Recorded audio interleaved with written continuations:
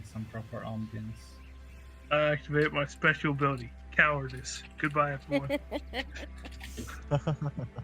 There is a mechanic to run away from the cottage, as in there is you not interacting the cottage at all and running away, but the chances are almost as good as going through the Tomb of Annihilation when it comes to survival, based on the rolls alone.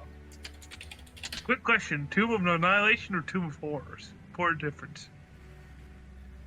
Tomb of Annihilation. Tomb of Horrors is actually not that bad when it comes to number of deaths. We're talking about numbers. Tomb of Annihilation is longer, drags on, and has some of the most obscene encounters. Just wondering what my chances of really fucked. So, alright. I don't like the sound of. What did you say? Obscene encounters? Yes, obscene encounters. I do love Tomb of Annihilation. I think it's the best module ever released by Wizards. It's full of flavor. I thoroughly enjoy running it every time I do. And I think the module is great, but it's not that easy on the players. Anywho. Bring it on. So, as you were running away with the explosive dynamite, the other scavenger team, you ran into the cottage on the hill that you have seen. Now, the single floor cottage looks like it may have once been a pleasant, cozy place, but now its filthy, curtainless windows are like pits into a black, lifeless abyss. The front door is open, swinging lazily on its creaking hinges. Your distant enemies moan and shamble closer, as you have just minutes to fortify the cottage before the dead are upon you. What would you like to do? No choice but moving forward, guys. You first. Yep. I think Dendron would start by going forward. Being badly injured, I'm definitely running immediately. But first, I would like to check the door for traps. Go ahead, roll perception. I'm gonna Your guidance passive that as well. perception didn't quite catch anything, so I'll need a perception check. All right. With guidance. Ooh. With a natural Nice. 20, you are sure that based roll. on the architecture alone, the entire corridor that you've seen ahead of you is free of traps, in fact. Nice. Well, I'm gonna run in. See him go, Ooh. I'll follow. And at dawn, as you run in, a grim image strikes you. There is a snarling head of a displacer beast mounted on the mantelpiece of this ruined living room. Looking around, you see a fireplace, 2 bookshelves, a worn yellow couch, and a trapdoor with dirt and dead leaves that cover the floor. This looks familiar. What do you guys think we should do? Continue into the house or check the trap door? How are the windows, DM? The windows are curtainless. They can be seen through and they can be closed. Okay, so let's close the windows, move the couch in front of the door. Yeah, that's what I was Is thinking. everybody in? Yeah, I'm trying to get it there. Almost everyone. Dendron is kind of lagging, so. Yeah, I'm getting like a weird lag on the server as well. It's alright. Maybe we need some time to rev the engines up. There we go. Close the door behind you, Grumman. Be polite about this. I think Don's still outside. No, I'm inside. Oh. There we go. So we'll say all of us together at some point. We can move that sofa in front of the front door. Yeah. Do we want to go forward or do And we I wanna would go like to down do it- that sorry. Trapdoor. There's one here. Hello. And Aid, Can you hear me? sorry, since before you actually move into the trapdoor, Aid, you see two things. There is an office to your left and something that seems like a kitchen with, surprisingly to you, fresh food, perfectly preserved, that sits on a shelf next to a dresser full of utensils, with a cold fireplace and a grease-stained roasting spit that stands next to a barrel of filthy black water. You guys hear me okay? Yeah. Yes, we can hear Okay, you. I thought you lost me. Alright, so I guess we're moving forward. I would beware of the food in the kitchen.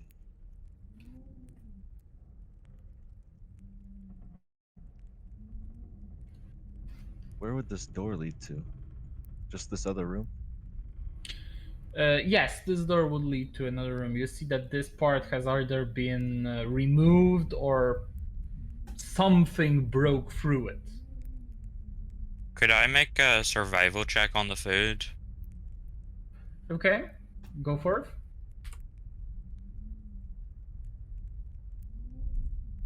So you see that the food is fresh and preserved, meaning that someone had to evacuate by either was it rush, something caught them.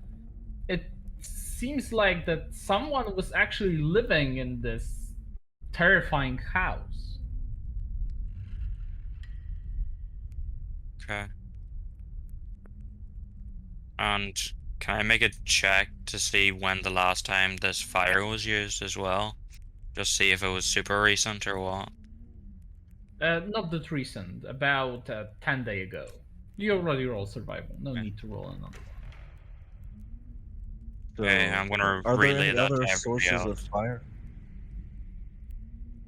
No, there are no sources of fire inside of this house. Right there. So, some weird stuff going on. Fresh food, but no one's ran a fire in a while. 10 days. Got a couple of the doors up here, guys. I would also like to look in this room here that you said something busted through.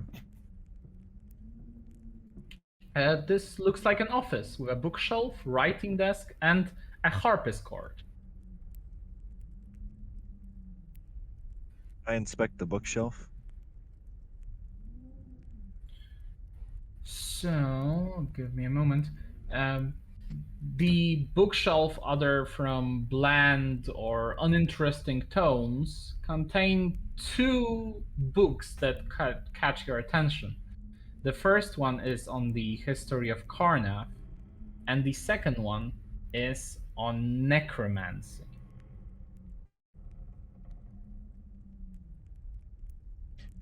What was that? I was catching some lag. I was saying that the first book contains is about the history of Karnath, and the second book is about necromancy and anatomy.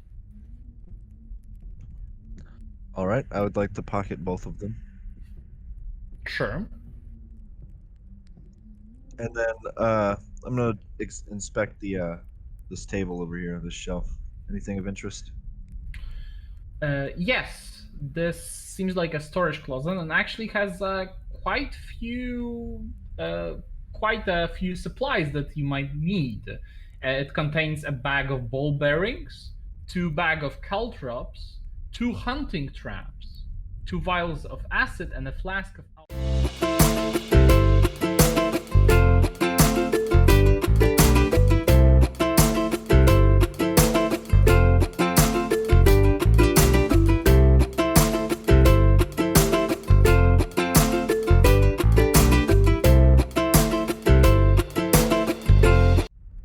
Like further into the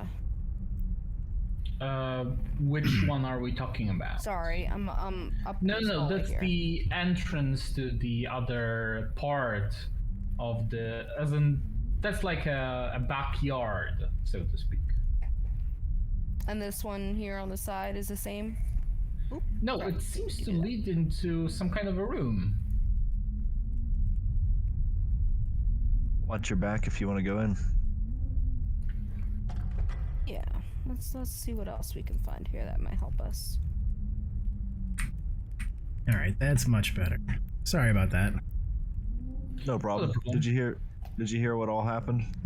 I heard some of it. Yeah, I heard you said the two. These are two traps down here, correct, in front of the Yeah, windows. some of the Two windows. hunting traps Yep. being set by Dawn. Now, Natar, you find yourself in a bedroom with a laid bed and a wardrobe. I'd like to see if there's anything in the wardrobe, not to get anything of use, more to see if they're not old and weathered. Do you know what I mean? Like to see if someone currently lives here. Okay, so strange things happen as you stand right here, open the wardrobe. Suddenly, you see a severed head inside of it. And as you sort of as soon as you realize that there's a severed head in it, its eyes open, the severed head starts to vomit all over. I would like you to roll initiative. Ah, Just her or everyone? Everyone, as in everyone that want to partake, but still, we need to roll initiative for everyone, and the head will have its turn on initiative count 20.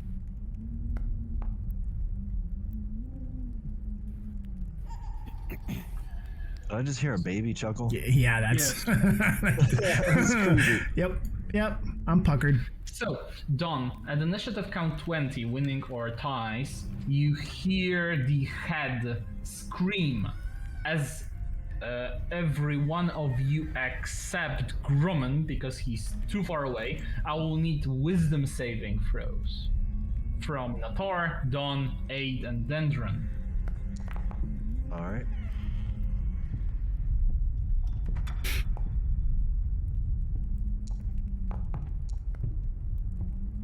One second. How do I get the saving throws again? Saving throws. So you go to your character sheet, you press in wisdom, and it just redirects you to either do an ability check or a saving throw. Oh.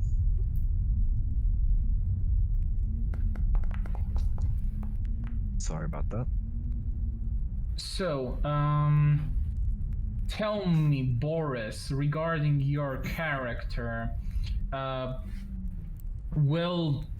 first of all, both Dawn and Dendron failed the saving throw, meaning that they will receive 3 points of psychic damage. Alright, Dendron is immune to psychic damage, but I think Glenvin wouldn't be. Would he be effective? Yes, he would be affected as well, as in everyone within 30 feet. Okay, so the walls don't matter? Yes, walls do not in fact matter. Alright then. It's then based on hearing, more on, Yeah. direct contact. Since So- they have the same wisdom, I think we can just keep Dendron's roll. Sure. And I would like you to roll on a d10 on a short-term madness effect. Perfect. Love these.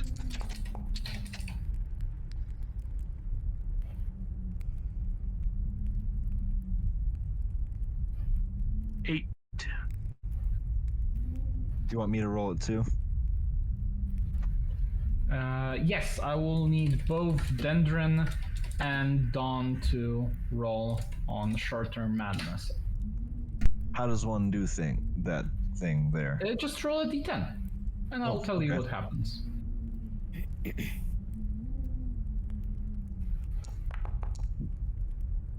So that's 8 for Dendron, 7 for Dawn. That will last for 2 minutes. So what happens in this fight? So it will last for 2 minutes. So effectively the entire fight. Dawn, you'll be forced to. You experience vivid hallucinations. You'll have disadvantage on ability checks, while Glenvern has an overpowering urge to eat something strange. Oh boy. It can be dirt, it can be slime, it can be, a couple of these juicy leaves in the living room. Whatever it is, it's fine. Don, what would you like to do? I guess I'm gonna. This cat is over here. I'm near death, but I'm gonna run in. Yeah, and I'm just gonna try to stab the head. Is that all right? Yes, that's all right. Go ahead, roll an attack roll. I'm gonna aim right between the eyes with my short sword. And you do so without remorse, stab through the head, silencing it as quickly as it started screaming, even though you first of all perceived the head as a little rat. It started changing, it started growing limbs, but you accurately pierced right through it as the hallucination continued for you. With it, the head is dead, and you notice that the head has a strange sign on it. Does anybody know any arcana magic stuff? I do, but I'm busy eating some charcoal from this fireplace. 1 minute. I think this guy has a weird facial tattoo. Aid, maybe you could recognize it? I don't know. I'm not good with that sort of stuff. It may be unholy of nature. I'll try. What would it be? Unfortunately, nothing. Even if you rolled Arcana or History, the wolf sign that's on top of the head almost. It looks like it was stitched on top of it. Looks entirely unfamiliar. Well, that's creepy. A little bit of healing for you there. Thank you. I got one slot left, so I'm gonna hold on. Save to it just for in case. emergency. Yeah, exactly. Well, the head is mysterious. Am I still hallucinating? You will be for another minute or so, with Dendron currently chomping on that delicious coal. Well, I'm gonna shape change into a little halfling with short brown hair, male halfling, and I'm just gonna start muttering to myself, and I'm gonna walk out the room.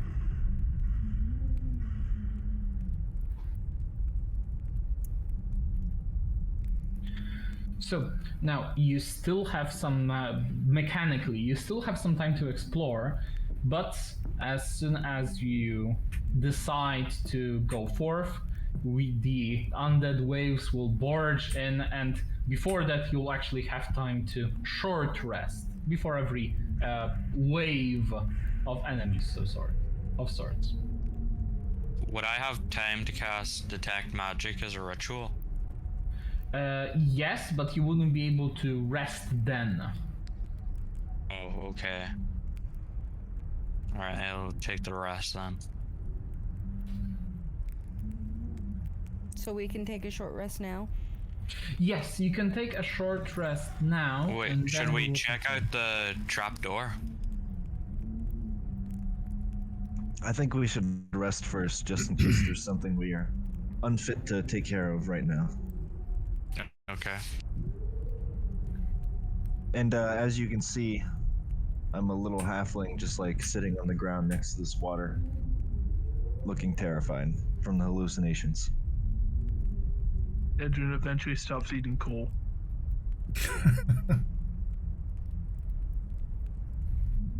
So, short rest now? Sure. Grab your hit die, roll for them, and we are ready to continue then.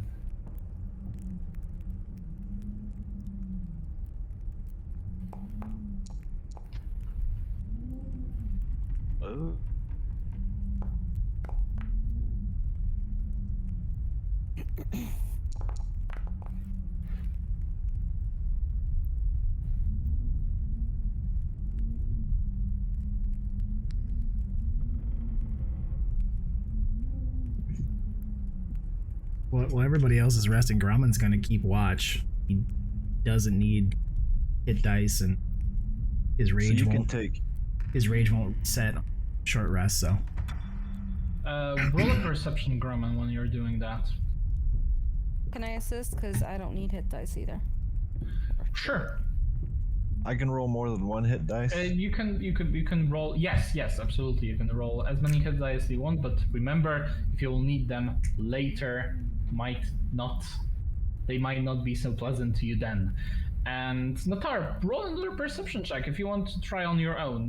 It's too late for a help check, but perception check of your own might be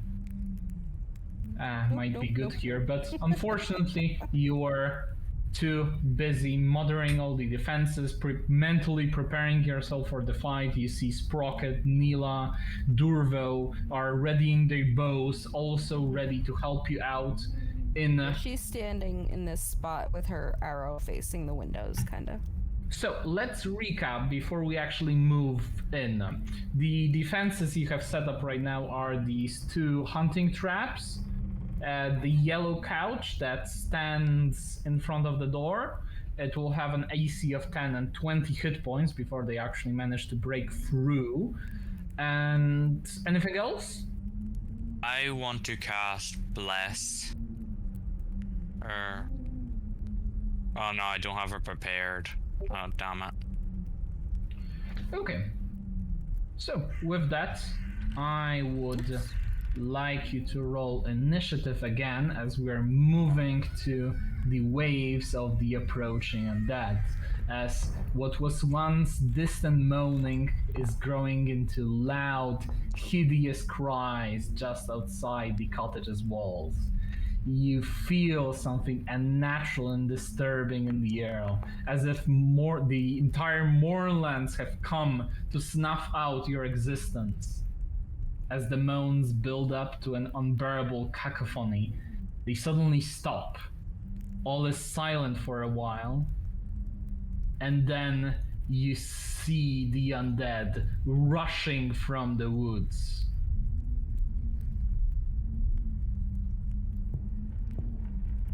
Well, that's not good.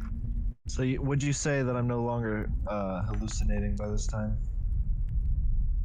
Yeah, it was 2 minutes, I think. Okay. Yeah. Yes, it was 2 minutes. So it was just during the fight with the skull itself. All right. I'm still gonna stay the mysterious halfling. Absolutely. If you manage to find an art for it, I can even change you into that. Dendron, what would you like to do? Oh, Dendron is going to go up to, I guess, brace the doors. And Brace the doors. Okay. basically stand here and get ready to swing at things if things start looking bad. Which they will. Dawn. I'm gonna actually. 1 second. I'm actually going to stand over here and take the hide action. And just hide Sure. over here in the corner. Okay, roll me stealth check that.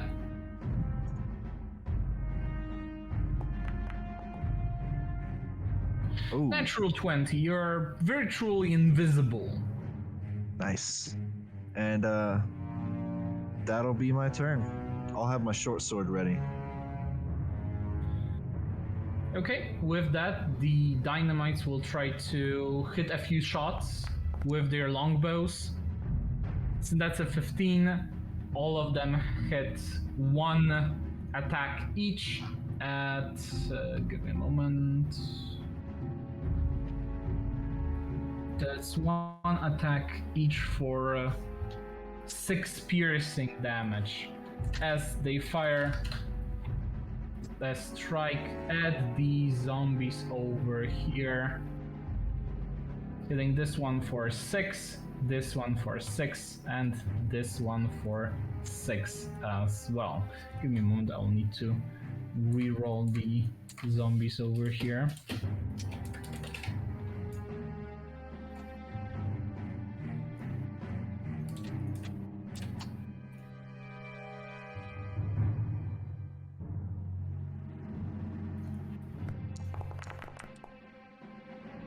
Oof. So, with that, you actually can hear shambling coming over from the north of the house, and you realize that you haven't locked the doors as suddenly hordes of undead break in from the north. As they will slowly but surely dash over with their rotten legs into the cottage.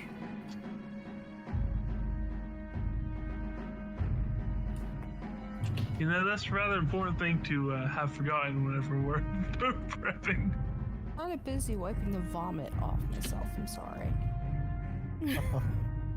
Yes, that You might guys were have been busy the looking case, around. but Oh god. Where did my bird go? I can't see her on the map. Like I tried Probably up moving in it that all hallway there. still.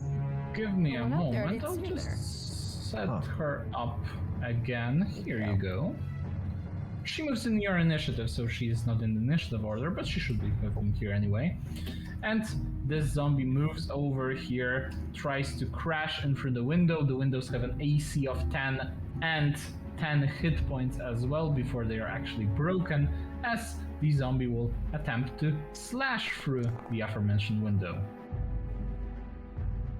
And as you can see, the zombie just scratches at the windows, not actually managing to break it right now. But the ghoul over here is going to go to the front doors and attempt to bite as much wood and sofa interior as it's humanly possible. Hitting and dealing 9 points of piercing damage, you can see that your barricade will not hold for long this way. Grumman, what would you like to do? Take a step that way to see. Oh, yeah. All right. Grumman would like to rage. Okay. Grumman is no longer raging, but is raging in fact. Those are false informations. Here we go. There we go. And I'm gonna attack this, the first of these zombies coming down the hall here behind Aid. Go for it. Grumman immediately see the open window for these undead, rushes forward, rages, and precisely hits the attack with his great axe, dealing 12 points of slashing damage. And that's gonna be the end of my turn.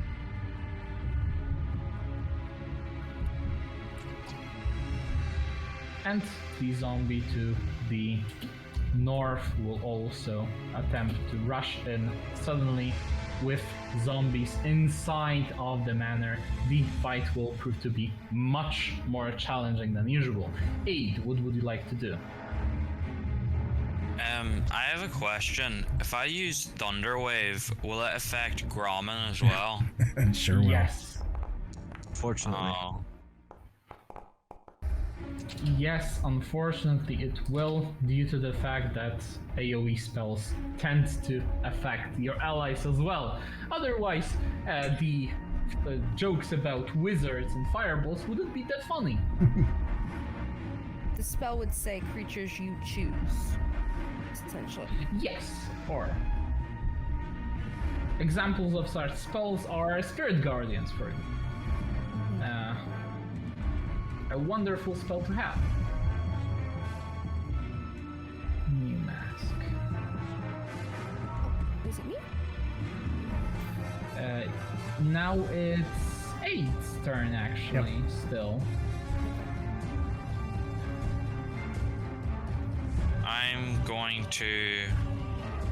I'm gonna unfasten my shield and drop to the floor, and I'm gonna make a versatile attack on this guy, the Grommen, or no, the guy in front of me. Okay, go for it.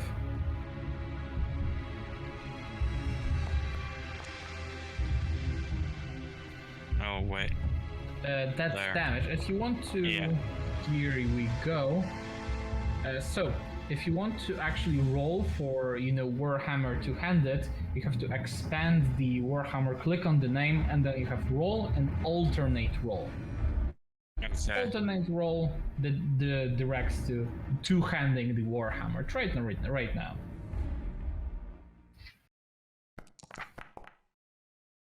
Here we go, and now that's a proper attack as you grab your Warhammer and quickly and Yes. efficiently you hear a satisfying crack as the zombie's bones ahead of you just don't sustain the impact that you have caused. Okay, and that's my turn. Notar, what would you like to do? If I stay in my little corner here, I can't see them. So I'm gonna move here. Crap, I can't. Yeah, it's ugly. Well, you said I could shoot past or over Yes, my I guys, am. right? Technically, the rules as written dictate that you have to use half cover when an ally stands in front, but I don't do that. It just adds a lot of sloth to the combat. Okay. So just roll an attack here. Normal.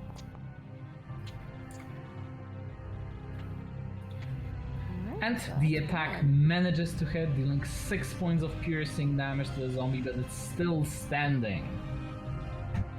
And I have no dark vision on Terra, so it makes it hard to aim. Give me a moment. I will grab her 60 feet of dark vision for you. Thank you, that works. So she will fly in, do shred on the same one, and then fly back out. Oop, is it features? Sure. No, inventory. There it is. Inventory. Features is the flyby and primeval bonus. Oh, And the attack manages to hit as well, dealing 6 points of slashing damage, but despite of the wounds, the zombie is still shambling on. okay. That's her turn. And more of the zombies proceed to the closed window, relentlessly bashing on it.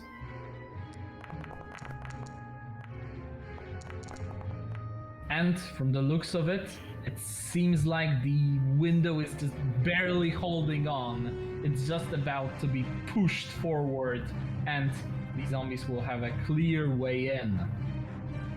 Dendron, what would you like to do? Oh. This is the window that just shattered, right? It has not yet been shattered. It will be in a mere pitiful blow, but it hasn't yet been shattered. Then I'm gonna stand in front of it readying my greatsword. Dodging the hunting trap, that is. Right, forgot about the hunting trap by the sofa. Yes, I will be dodging that. So roll a dexterity saving throw. I have to check. Oh, With that, unfortunately, Dendron got caught in the hunting trap that Don played so meticulously that it right now seems that Dendron is in a bit of a pickle. Oh. Damn it! I should have been on another screen. Oh well. That is on you. Yeah. Well, he didn't take an action, did he? Thanks. No, he did not take an action yet, so if you would like to try and free yourself from the trap, that's always an option. So I have disadvantage because I'm restrained, right? You no. You just need to make a DC 13 strength check I was to asking free about yourself, attack but rolls. the trap is essentially expanded for now. Yeah, but on my attack rolls, would I be restrained? So I would have No. disadvantage? You are grappled. The hunting trap doesn't actually restrain. Okay, so if I attacked, it would be normal, right? Yes, if you attack, it will be in normal, but you have your movement as if you had 0 movement, so if grappled. All right, I'm just gonna stay here then, because that's where I intended to be. Okay, and you're readying an attack from Yep. what it might seem. Okay, Don, you are hiding so well, in fact, that Dendron didn't realize that you set the trap over here, stepped right through, and what's funniest for you, you've seen all of it. I'm actually chuckling to myself, and I'm gonna hold my action until one of the zombies come in. Got it.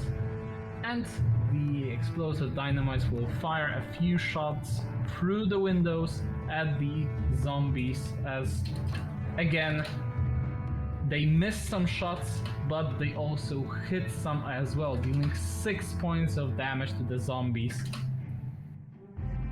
Firing through the windows, effectively, unfortunately, breaking this one. Friendly So, fire! if you'd like to roll an attack against one of the zombies, it's your chance as good as it's ever going to be. All right. So it's safe to I'll say attack they're the not one coming that's in? directly under me, and No, they will in their turn. Oh.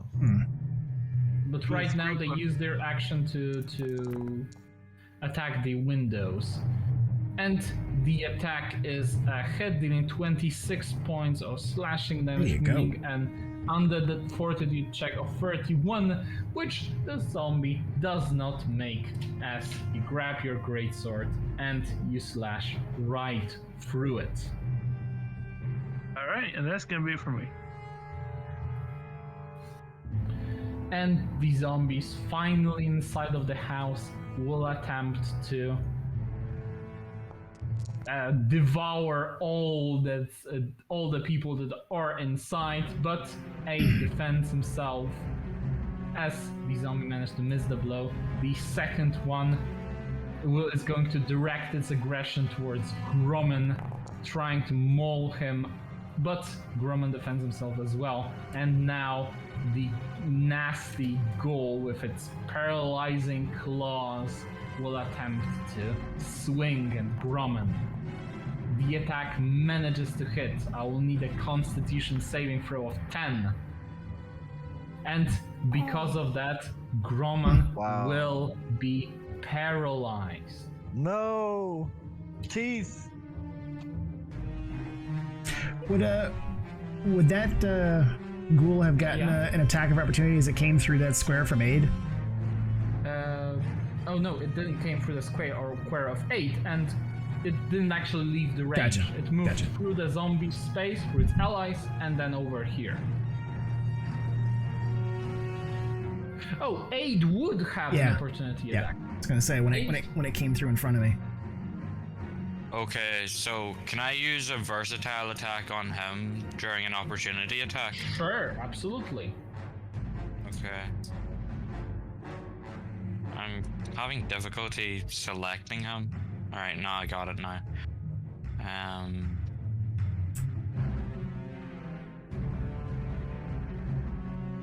Okay. As the attack hits and you deal 8 bludgeoning damage to the ghoul before it managed to jump on Grumman and inflict him with a nasty disease. And this ghoul over here, seeing that the way has already been made through, is going to jump on Dendron in a similar fashion, slashing at him. Is it going through the window? Not yet. It's attacking. It's attacking through the window. It's not going through. Okay. Right now, it just jumped on Dendron, dealing 9 points of slashing damage, and you can see that Dendron looks pretty bruised from the attack. Oof. It's a good Don't thing worry, you're I'm not coming real. back up. Grumman, Here, At- back from the shadows. I will need a Constitution saving throw at the end of your turn. Okay. Quick question. So when he hit on the last one, he hit me with what is it, 6? And then I was paralyzed. I think I should have taken half damage because I was raging. Yes, you're right. It should have been 6. I subtracted your 6, but it actually should have been 3 instead. You're right. So there's not going to be much Gromit can do in his turn other than try to roll a Constitution saving throw. So let me grab that.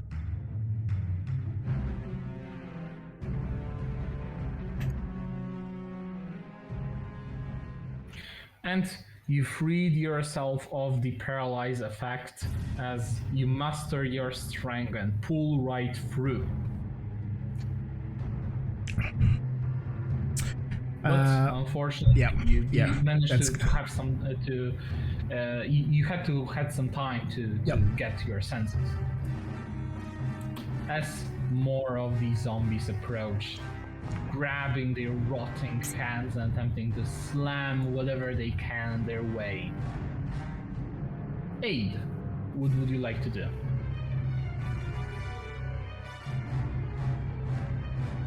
If I move up here, will I get advantage on this guy? If you move here, but you cannot actually move through enemies. Oh, alright.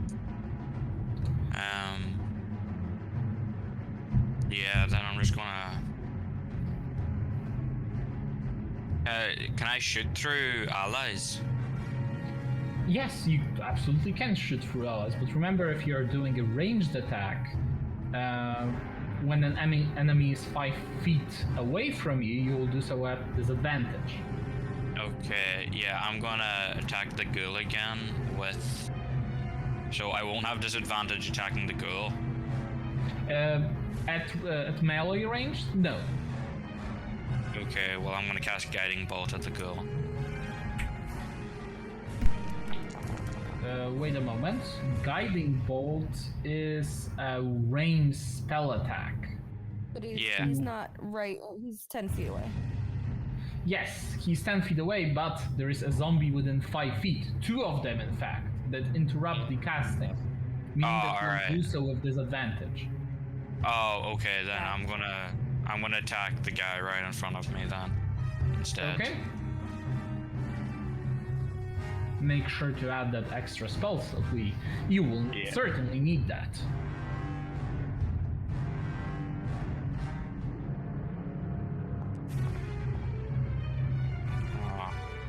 So you grab your warhammer, you attack as hard as you can. The zombie is not agile enough to dodge your blow as you deal 12 points of bludgeoning damage, and let's see if the zombie actually relents.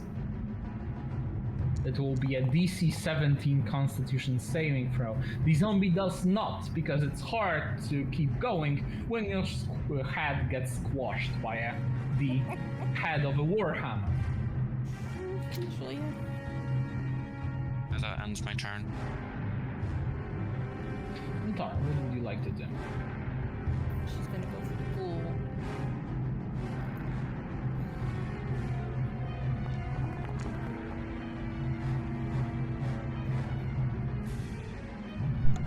Yes. The explosive dynamites were something you should actually see. As in, the members, no, but them in initiative order, yes. Okay.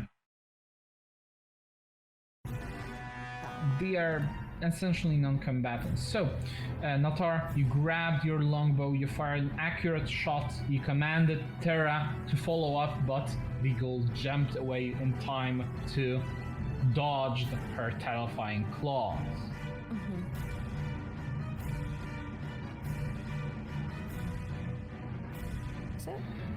And Dendron, through the window, another zombie will attempt to attack you while you're stuck inside of the trap. But it is slow enough, so the attack doesn't actually go through. Am I able to trigger my turn? Sure, absolutely. Like as he's attacking there? Yeah, I'd like to just swipe my short sword at his arms. Do so with advantage because you are hiding. My bad. I was clicking it as you said. You can add advantage to the roll. It's not a problem. Okay. 12 manages to hit for 17 piercing damage. Let's roll that con save. And as you took the time, you see that the zombie was trying to devour Dendron, so you just quickly stab the short sword through its head, killing it before it actually managed to reach Dendron with its arms. Nice. I was silent. Paid off. And with that, I'm actually going to step back over here because I would still have my movement, right? You can no. You can if you ready an action, you can only ready that particular action. Oh, okay, that's fine then. Yeah, it's not your turn. It's just your Yep. your readied action. That's fine then. Dendron, stuck in a trap. Your creation is starting to whittle down. What are you going to do? I took this ghoul underneath me. Go forth. Normally. And as the attack hits, you impale the ghoul at the tip of your greatsword as after the life has been fleeted from him, he slowly lays on the ground. Alright. And that's gonna be it for Dendron. Dawn, what would you like to do? Am I still hiding? No, as in you were hiding, but attacked. you attacked out of hiding, so you're not hidden right now. Let me check something real quick. I think I'm gonna do. What's that? I was gonna say I think the wrong ghoul got marked as dead. I think it's a zombie that's over the top of the token, right? There were two. There was a zombie and a Oh ghoul. no! This one is still alive, actually. Yeah. Yep. Sorry. Yeah, Let's go. this one here. Yeah. Target is alt-click, right? Yes. Yes. Okay. I'm not sure if I'm targeting the dead zombie or the ghoul here, so, but I'm targeting it, and I'm gonna do telekinetic trip.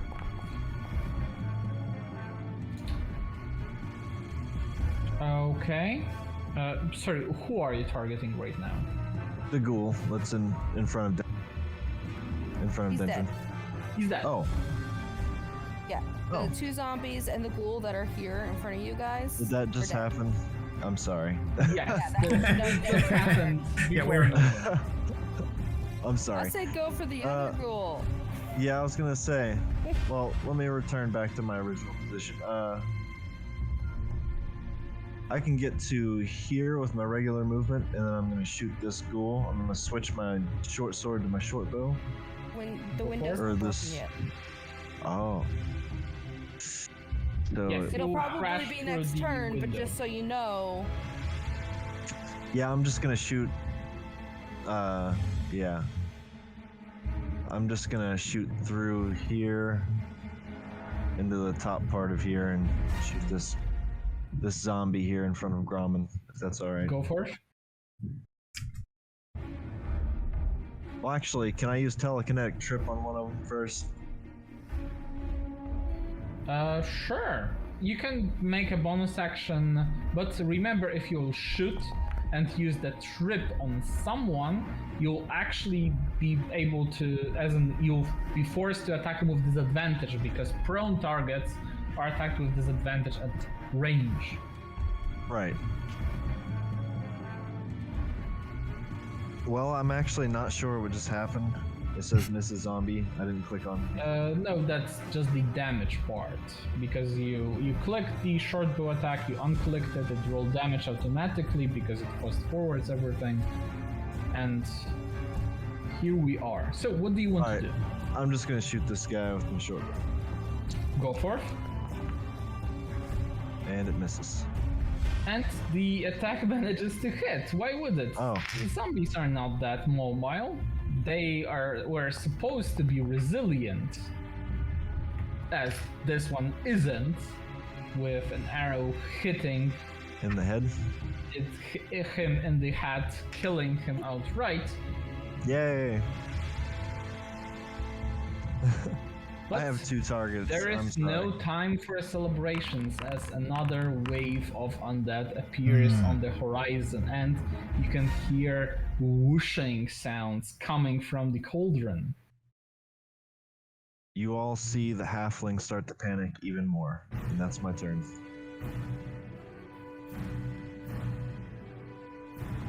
Give me a moment. Here we go.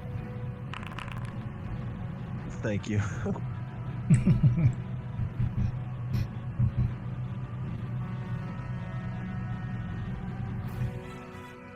And the dynamites will attempt a couple of attacks against the ghoul and the zombies that are already inside.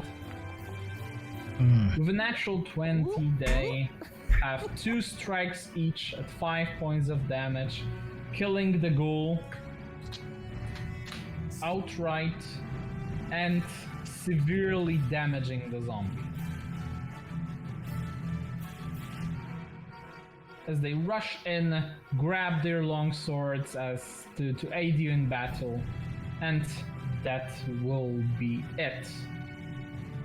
But more of your enemies are approaching with rattling bones that are carrying both short bows and swords, are going to catch a glimpse of Dendron still stacked in the trap and fire an attack against him. Fortunately, that misses. And the cauldron starts to bubble more and more. Suddenly, a terrifying creature made entirely of matter bursts through, cackling, as it will fly over to Grumman, and you can see that it starts, at least tries to drain the life out of him. It seems incredibly dangerous. And this zombie over here, not too intelligent, will still attempt to barge through the window, which it doesn't actually manage to do so right now. Grumman. Yeah, Grumman's gonna pivot and change his target and aim for the Spectre here.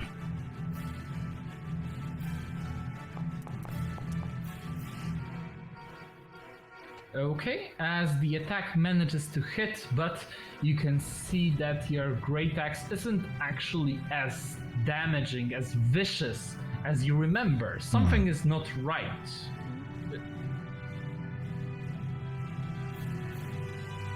You realize that the creature might be resistant to your attacks. Alright, that, so Grumman's, he can step over the corpse, right? And just go to there, so I'm kind of more toward this side. Yes. Hopefully we can try and set up some absolutely. flanking. Yep, I'll stop there. And the zombie will blindly attempt to damage you in its range, but Grumman is just too hard to hit for them. Is it the charm? Is it muscles or the giant great axe? Who knows? Anyway, the attack misses.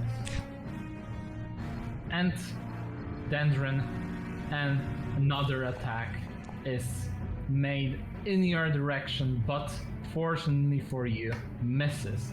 Hey, what would you like to do? So, if I move here, do I have advantage then? Not here, because advantage is only on the other side. So if Grumman was still like here, you can get advantage on the attack if you were to be here on the zombie, but not on the Spectre. Okay, well, I'm going to cast... my hammer goes like a very dark, inky black, and I'm going to cast Infect Wounds on this guy. Go forth. Oh. And unfortunately, as your hammer started to blink in this dark energy, you swung with all your might. Unfortunately, your precision was a bit lacking.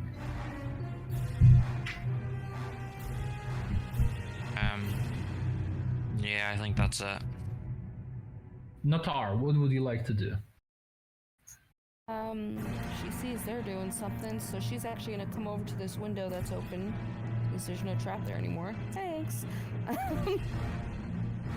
There is a trap there. It's just neatly attached to Dendron's foot. He doesn't mind. Okay, here. And then I'm gonna shoot through the window at one of the skeletons here.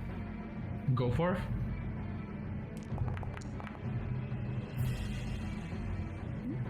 Yeah. And you shoot your arrow. In one precise shot, the skeleton skull gets carried away somewhere in the midst of the forest. You don't actually catch where it lands. And I am commanding Tara to attack the other one. And she'll come out and then go back in at 60 feet. Okay. As Terra manages to break enough bones so the rattling skeleton is nearly out of its otherworldly existence. Okay. And a skeleton runs forward in the middle of the shack. Still cannot quite reach anyone, so just grabs a short bow and fires a shot straight at Dawn. That manages to hit, dealing 3 points of piercing damage. Dendron, what would you like to do? Dendron is going to fall limp as Glenn is going to cut his strings as an object interaction. And he's going to pull out his secondary scroll, and he's going to see about activating that as an action. Okay, so you return Dendron to the scroll? No, I'm severing Dendron's strings as a free object interaction, which is another thing he can do. Okay. And then I'm summoning another puppet. Are you basically that dude from Naruto? No, I don't think so. Never watched a show. Huh. Okay, so what are you summoning? I'm basically summoning another Dendron, except he's not dressed up to look like a human. Okay, do you have another character sheet for him, or do I just heal Dendron? Not for the moment. For the moment, I'd like to just use Dendrons.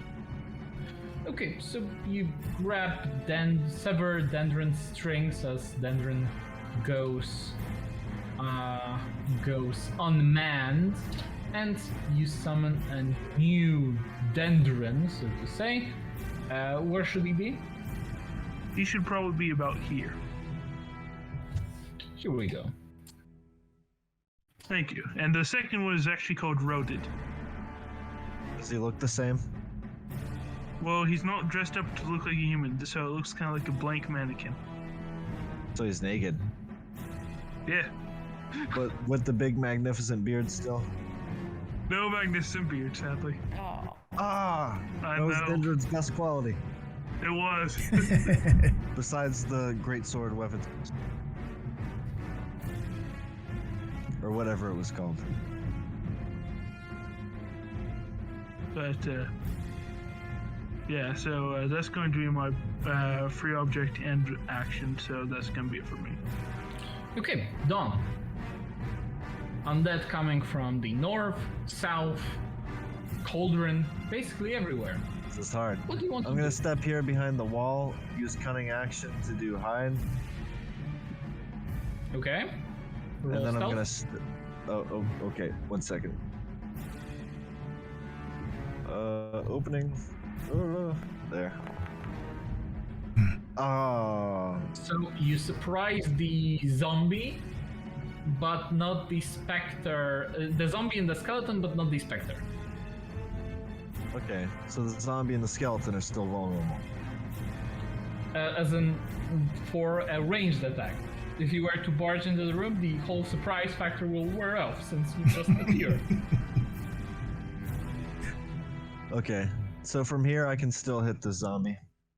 Yes, you can hit the zombie, you can hit the skeleton. Both I'm are going good. to. Yeah, I'm going to shoot the zombie. Would I have advantage since I'm hidden, or is it just normal? Yes, because of the fact that you're hidden, you just peek out of cover, you'll have advantage against the attack. Alrighty. And you carefully aim your bow at the zombie, firing an attack as it neatly, cleanly goes down. Ooh. Alright, and I would just like to step back behind the wall, and that ends my turn. Okay, and with that, the explosive dynamites will attempt to aid you in battle, but none of them have actually hit anything this turn. With that, the skeleton right here is going to move and engage in a ranged battle against Natar, firing an attack straight at her.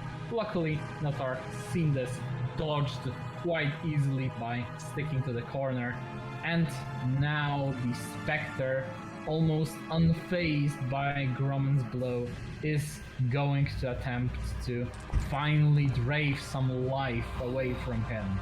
The attack manages to hit, dealing 12 points of necrotic damage, but Grumman I have to roll is... con.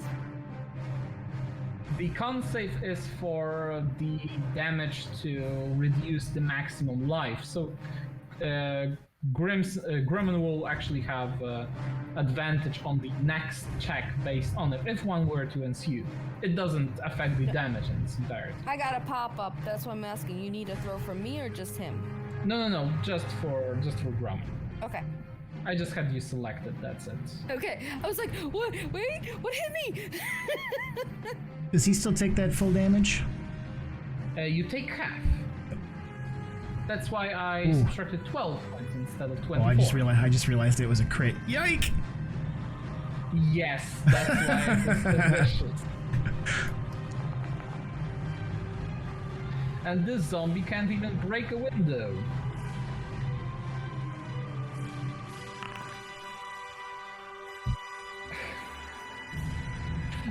Let's see how much. Yeah, 11, Yes. absolutely. So, initially I would roll under the fortitude right there, but let's just say that the zombie has killed itself by plunging itself into the wall as hard as it can. There is no use for using him Found a anymore. support beam. Now I've Yes. seen everything. Grumman. Alright, so Grumman's gonna move down one so that he can get advantage. Swinging here at the Spectre. Go forth. The attack manages to hit, dealing 4 points of slashing damage against the dreaded creature. Alright, he's gonna immediately go ahead and use his Orcish Fury to get another damage roll. Go forth. So, Orcish Fury, does it just add the additional damage? Yeah, so it's it basically lets me once per short rest. It lets me do additional attack damage. As long as I hit on the previous one, I can roll one of the weapon's damage dice an additional time and add it as extra damage of the weapon's damage type. Okay, so an additional 10. Not not with the modifiers. That's what I meant.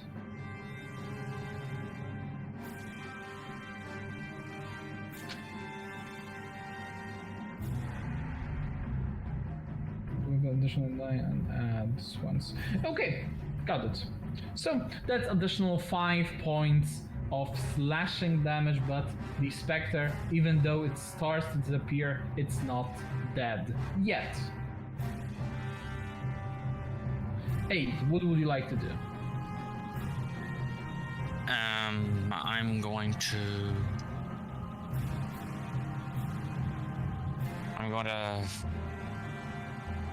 Yeah, I'm gonna use that same spell again. Inflict wounds. Okay, go for it. And advantage this time? Yes, with advantage this time. Oh, wait. How do I add it? Just... You mouse over the attack, you see a little plus button, and you can actually use it, but 12 hits. So, both 12 and 16 hits, you deal 20 points of necrotic damage, only to realize that the creature doesn't even flinch. The specter is immune to necrotic damage. Damn, that sucks.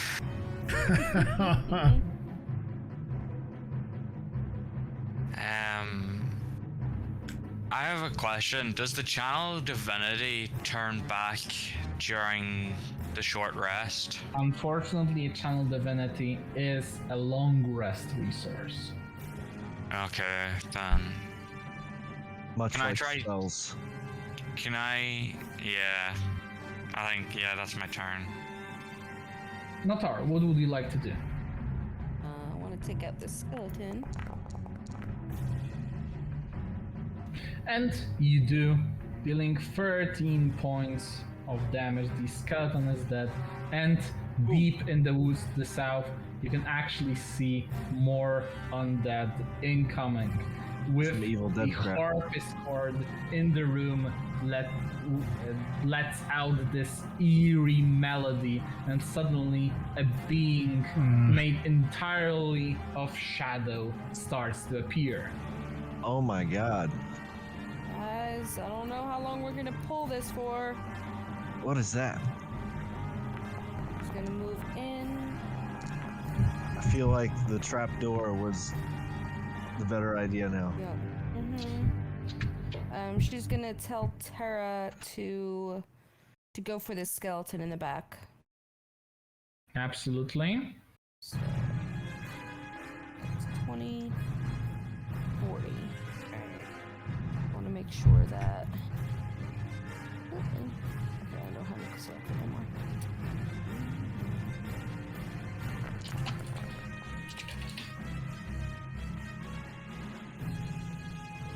Give me a moment. Here we go.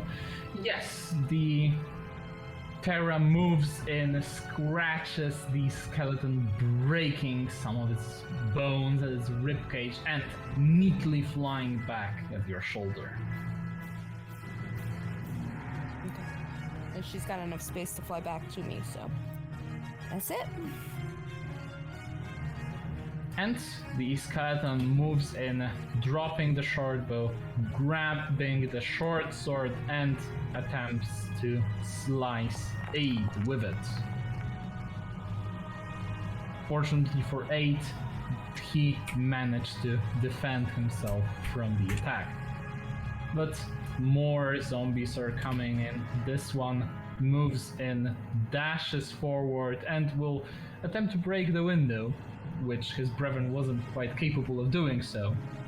And this one will move through and actually reach the way inside of the house, where Dandrin's statuette still stands.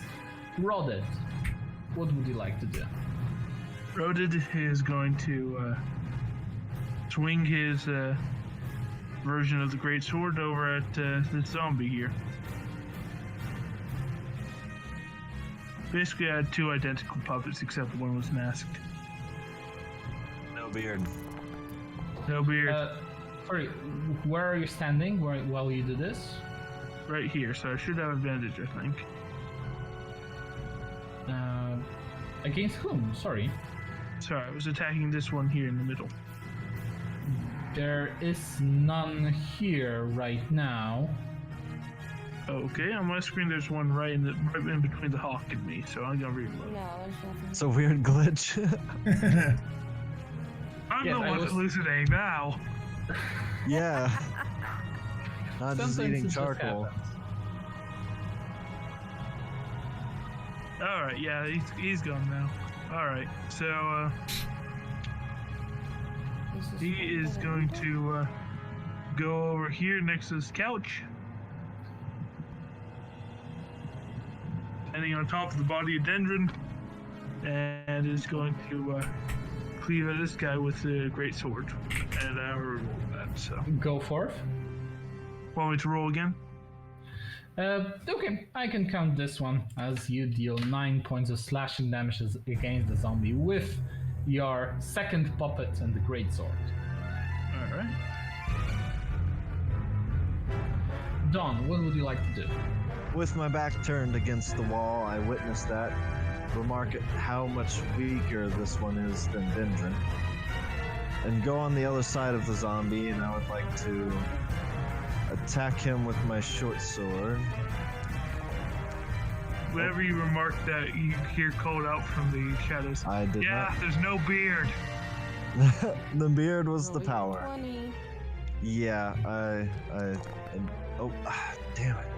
Every time I open it and then click the X button. It's alright, nothing happens. Alright. So I have advantage, right? Yes, you do have advantage, go for it. You managed to hit, dealing 15 points of piercing damage. Let's see if it's enough. It's absolutely enough, as the zombies got still all over the floor. Can I bisect it? Yeah, It's bisected down the middle. it totally is. And I just look at Dendron. Or no, not Dendron. Rooted. Rooted. I just look at him. And I do that thing where I point at my eyes and see him in return. Don't trust anyone, got it. As the explosive dynamites are going to miss everything out of sheer fear, it looks like you'll have to come over to their help as the Spectre Useless. once again rushes towards Grommen and attempts to drain some life away from him, but Grommen, already prepared for such blow, defends himself accurately. And Natar, suddenly you see an image of a shadow inside of the keyhole as the shadow moves right through it and stands right near you, attempting to drain the strength away from you. It's 9 points of necrotic damage, which manages to hit, and your strength score will be reduced by 2. Oof. Temporarily. Right. Why do you only hit the half orcs? Yeah. Yes, wrong you'll with find the Is it the infamous teeth? daggers of extra damage against half orcs. Grumman. You better Alrighty. show him. Yeah. Enough with this hate crime. He's gonna roll with advantage on this Spectre, which he was gonna need. Ooh-wee. Yes, the attack manages to hit as you finally end the Spectre's existence on this plane as its body withers away, gets sucked into another realm. Ooh, And excellent. wish I could have seen that. So Grommen is then going to pivot like that and end his turn. And Grumman, you can see the zombie approaches from the north, but doesn't quite attack yet as it just shambled through. Aid. Is Natar's bird like flying up? Can I stand underneath it?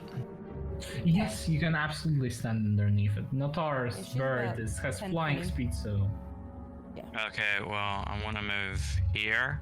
I want to take the opportunity attack. I'll move her here. We'll absolutely. just know that you're there.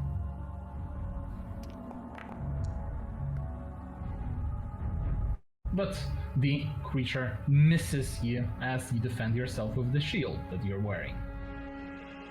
Okay, and I'm going to guiding bolt the shadow, and that's fine now. There's no disadvantage. Yes, there is no disadvantage, there is no enemy within 5 feet of you. Go on.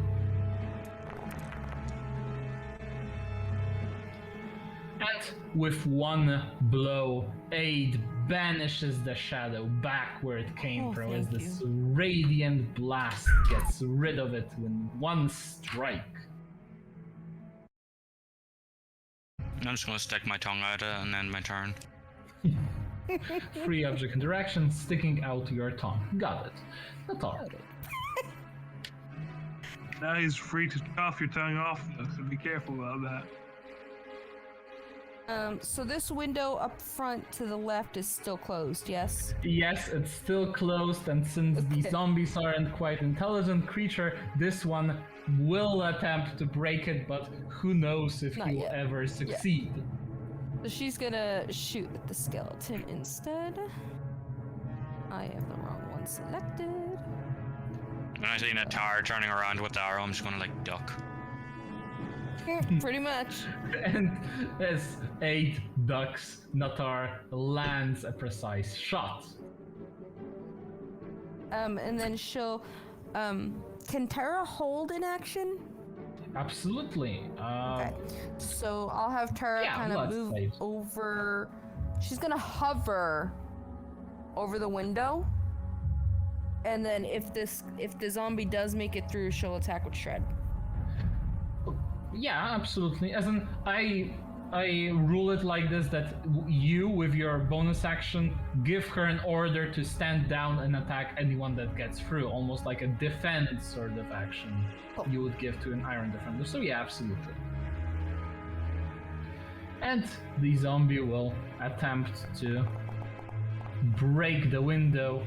That'll do it. As he finally does, the zombie waddles through. Go for the shred attack right now.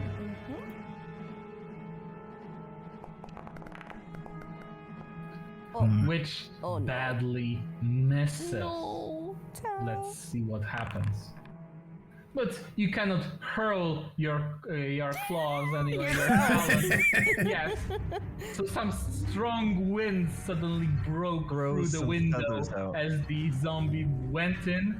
The zombie will need to make a dexterity saving throw against the trap, which it fails, meaning that it takes 1d4 piercing damage. Which Nice. is Yeah. 4, and it is grappled.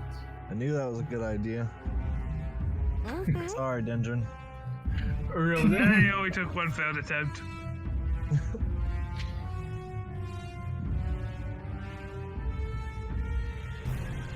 Rodid's turn.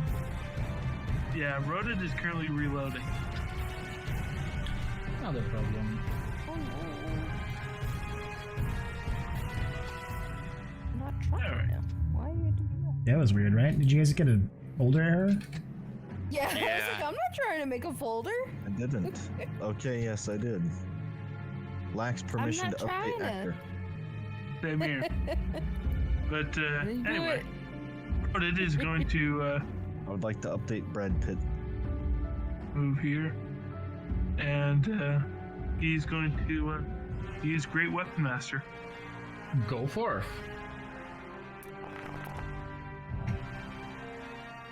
And with that, dealing 18 points of slashing damage, it will be enough to finish the zombie off.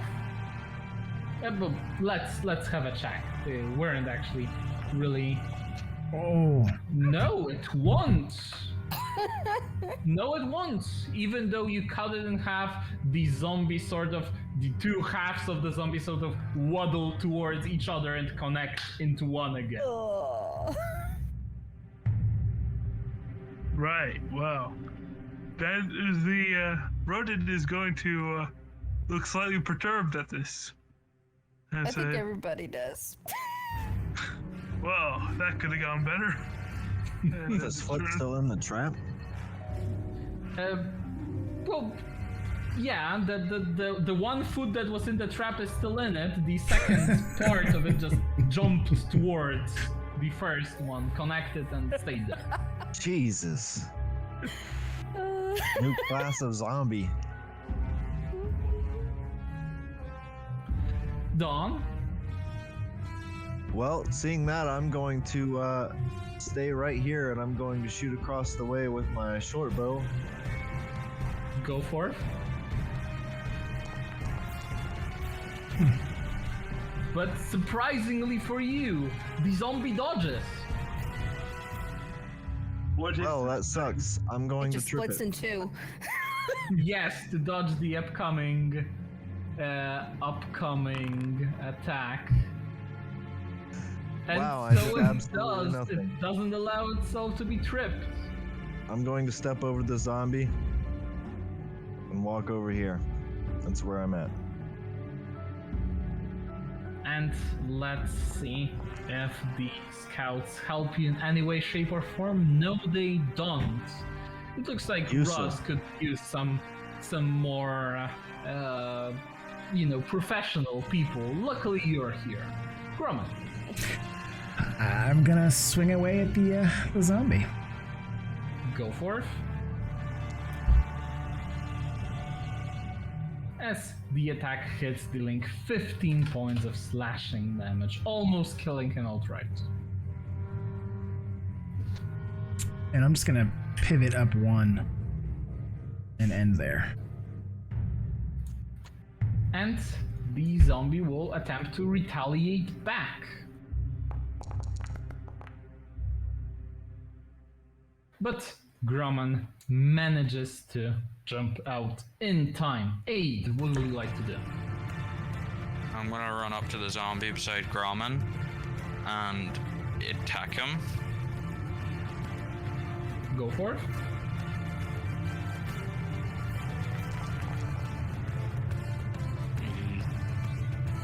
And with an 8, the zombie lies dead on the floor as with a quick 1-2 Great Axe Warhammer attack, you manage to dispose of the creature. I hit him, his head lops off, and a small jar of blood just sprays up into Gromman's face. And I give him an ironic smile. You're back. Yes, Freddy! Natar, what would you like to do? I'm so lost. Okay, so we just have the one zombie that's in two halves, right? Yes, Kinda. just this one. Sorta. Extremely resilient, not to be trifled with. Alright, well, Which we're gonna half do you try. want to hit? That's why I'm coming this way. I'm gonna try and go through both. Alright. Come on. And you do hit through both. That's a DC 14. Hey! Which, surprisingly, is the correct method. Just get him from the side and get both. As the zombie dies, you can hear even stronger moans coming from the woods, but right now it's time for respite. And before we actually move into what will happen, because Oracle of War has something to say to you, but before that happens, we will actually go on a little break.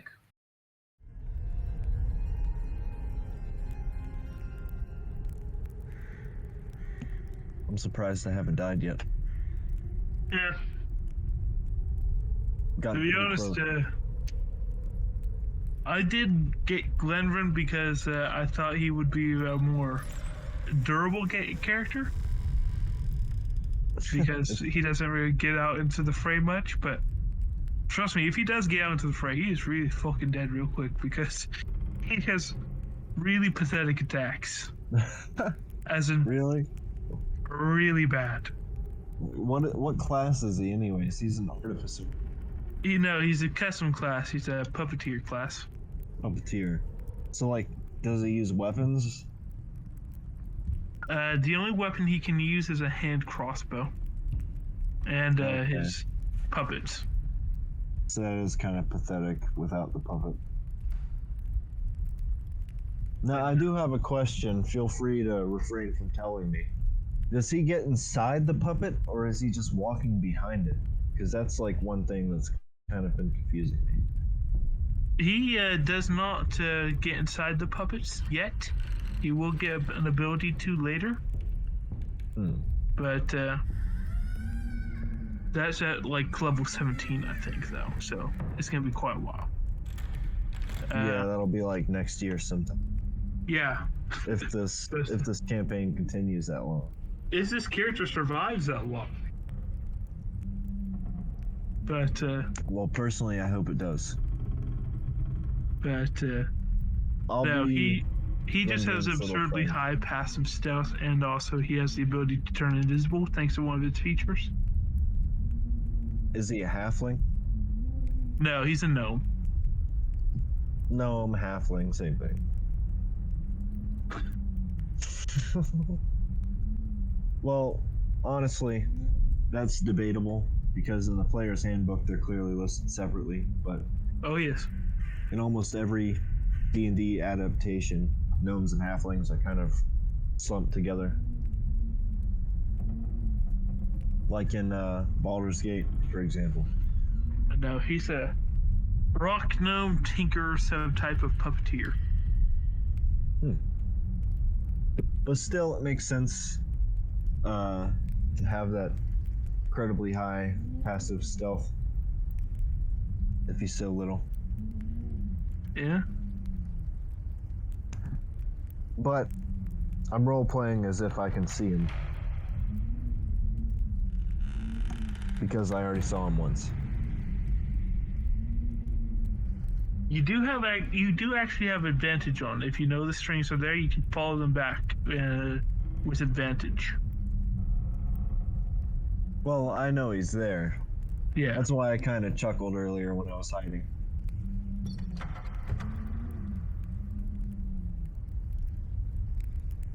Because I knew it wouldn't really affect you at all. Yeah. So is Dendron like down for the count? And you're just gonna be roaded?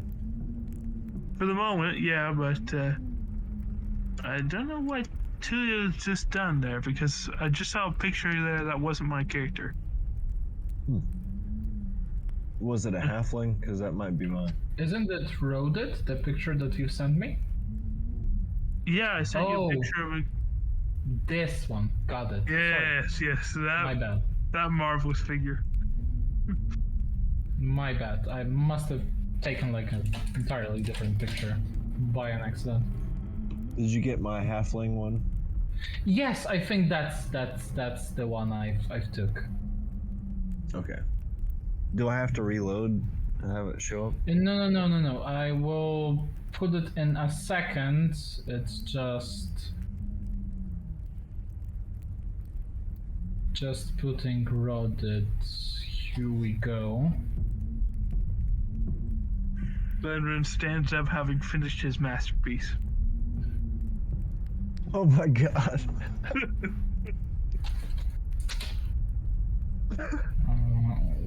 That is glorious. That should work. That is glorious. And the Dawn's token as well. You can call me Stone. Because I'm always stoked.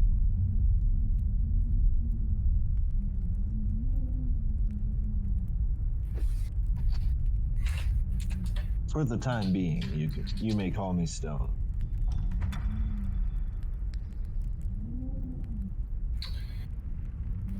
Not meant to do that, sorry. Actually, not meant to do that. We're both glorious, man. Jesus. Oh. Just make everyone stoking that. There we go. Yes, please. No, I can't allow that. What is happening in there? Not much. Yeah, what is happening? You don't need to know, Grumman. You don't need to know. So for now, I'll just do this.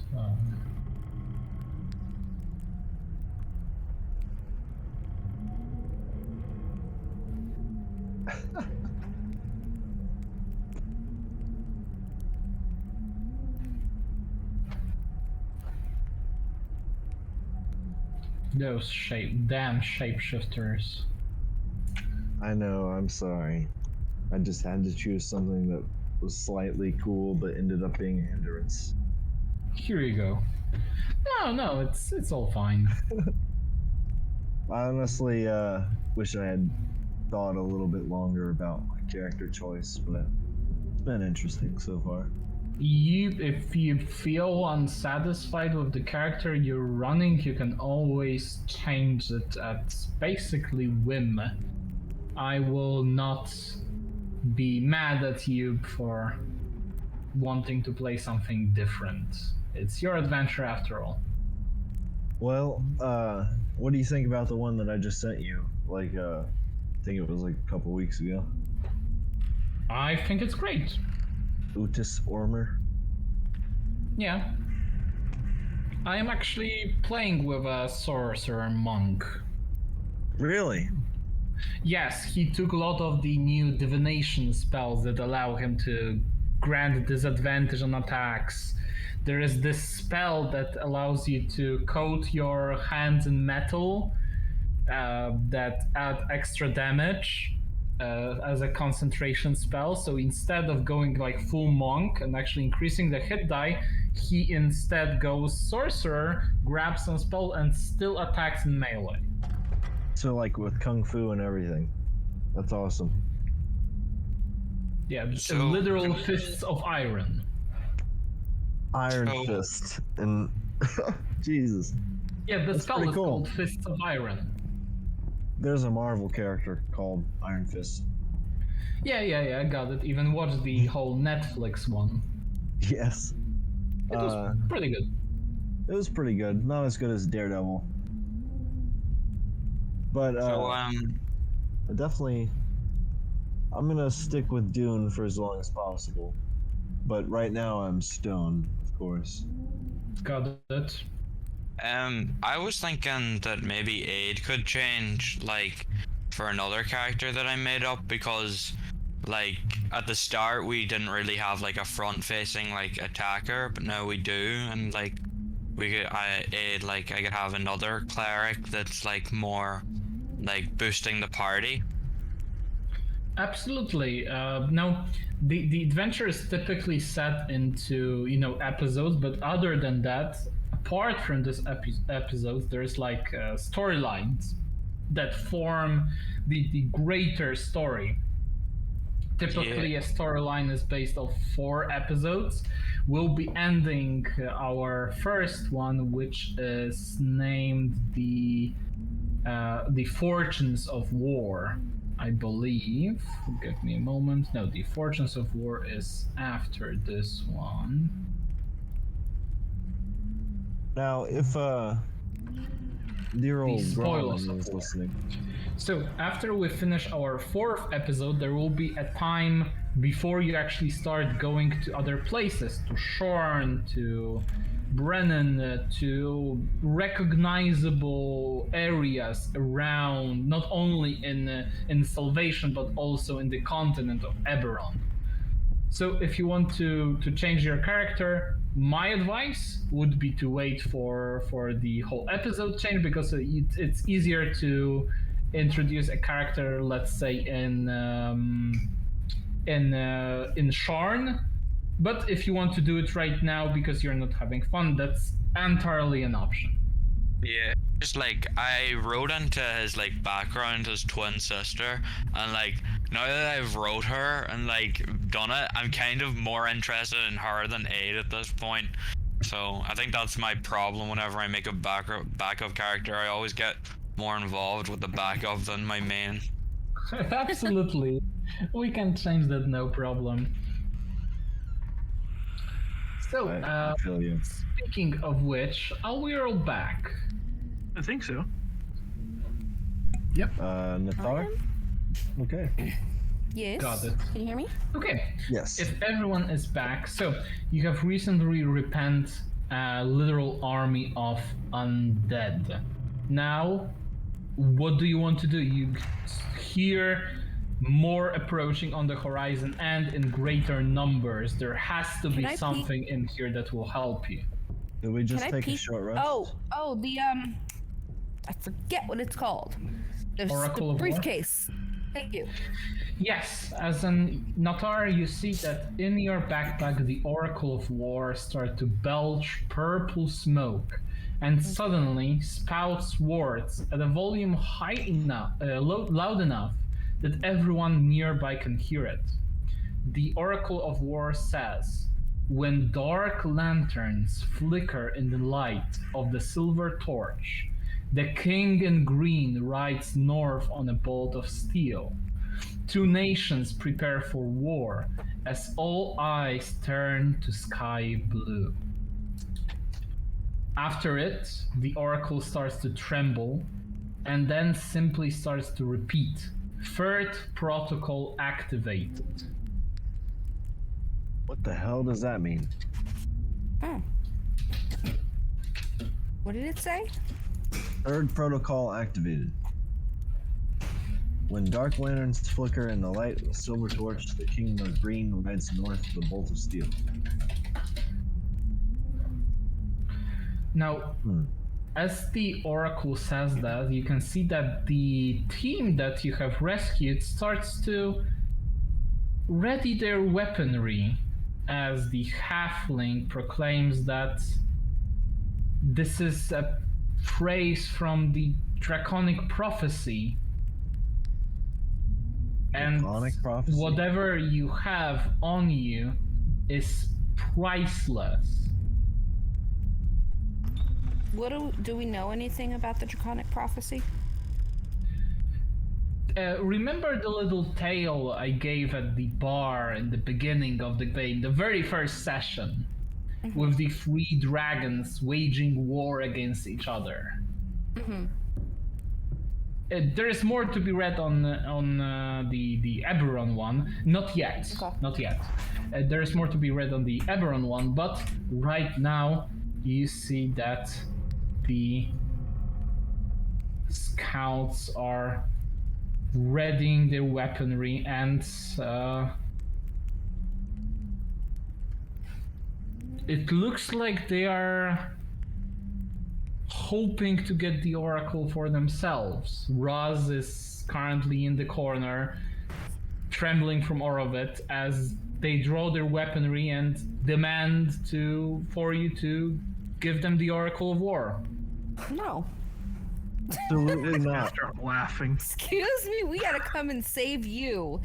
And you're gonna try and take, like, the one thing that we were able to get after coming and having to save your butts. Absolutely not.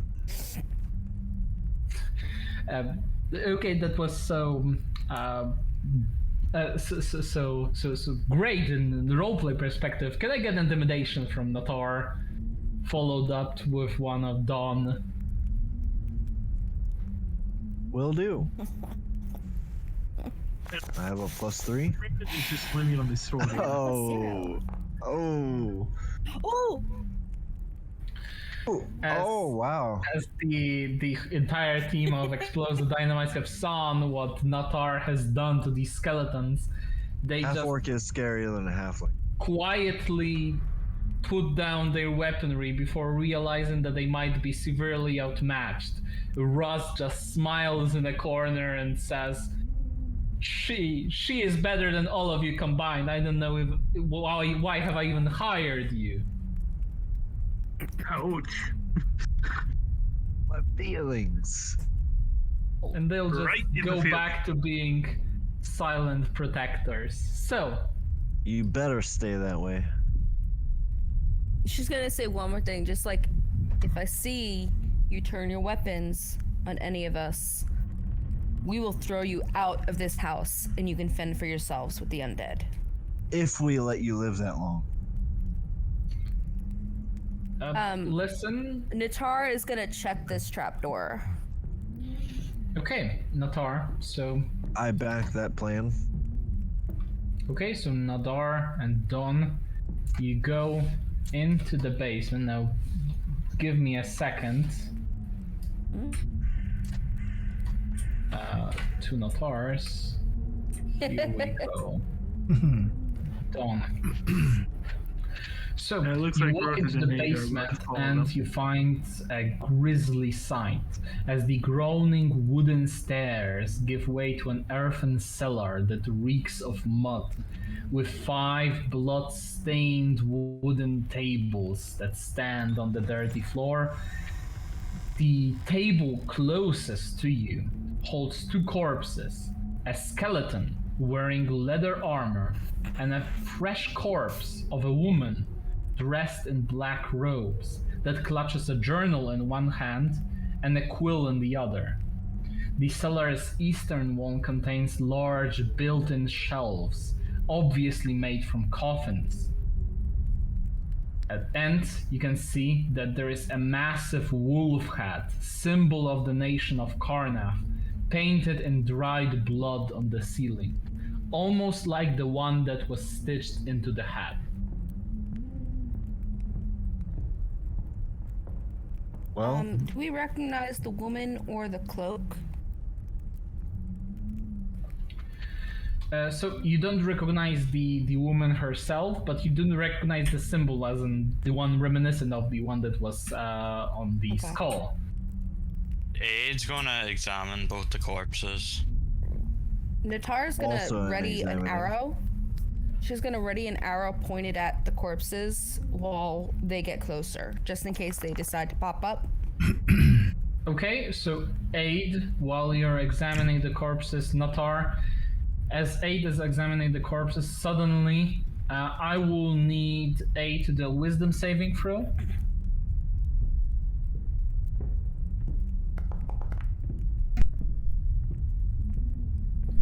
As the woman suddenly stands up, starts vomiting blood on Aid, as Natar quickly, I'm assuming, shoots her down before she's able to proceed, and thanks to that, Aid suffers no more obstructions based on that, no damage, no anything. And 2 things are in order. So her body seems to be untouched by any injuries per se, but it seems like the journal that she's clutching can hold some interesting info. can I grab that? Oh, As soon as Rodent learns how to read cursive, this will be a fount of knowledge. Could we get like a plain text version of that? Just, I'm finding it really hard to read. I can read it out loud if you guys want. go ahead. And it seems Shemp enjoys staying submerged in the kitchen wash basin. What a peculiar pet. The next entry. Received a visit today from an undercover agent loyal to King King Caius Caius III. Caius III, sent here to check up on field operations. She was most impressed by the beacon and the durability of the specimens it called up from the front, though she was disappointed to learn that I could only safely use it during the day. Something about her seemed very sad. She had lost a sister in the war, it turned out. She brought with her a crystal skull that had tremendous power over the dead, but despite my best efforts, she would not part with it. 3 days say later, crystal new skull? entry.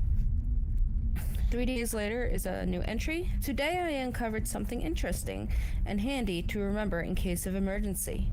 A ritual to reverse the effects of the symbol on the cellar ceiling. Instead of calling my dead friends home, the beacon would keep them away from this place should authorities come poking about. All it requires are the destruction of the 5 necromantic foci that I use to draw power into the symbol, and the spilling of a droplet of my own blood from a cut made by a magical blade. Jagged's arm blade should do the trick. Sounds There's like a we have lot to in do there. some sort of ritual. Yeah. Destruction of the 5 necromantic foci. And then the spilling, yeah. So we need to find the Would the necromantic photo be the stitched heads? Yes, that's one of them. Can I look at the ceiling? The ceiling is the head symbol. The hat symbol. Yes, the wolf head symbol. The one that you've already found. Does it have to do with that skull, I wonder? Or that head, I mean.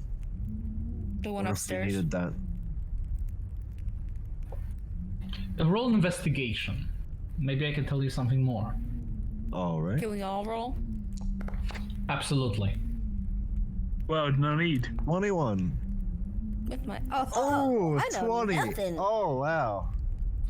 So, No. Don, you know that, as in based on the document that I've read, that the house seems to contain 5 necromantic beacons of sorts that you'll have to destroy. You have already destroyed one of them.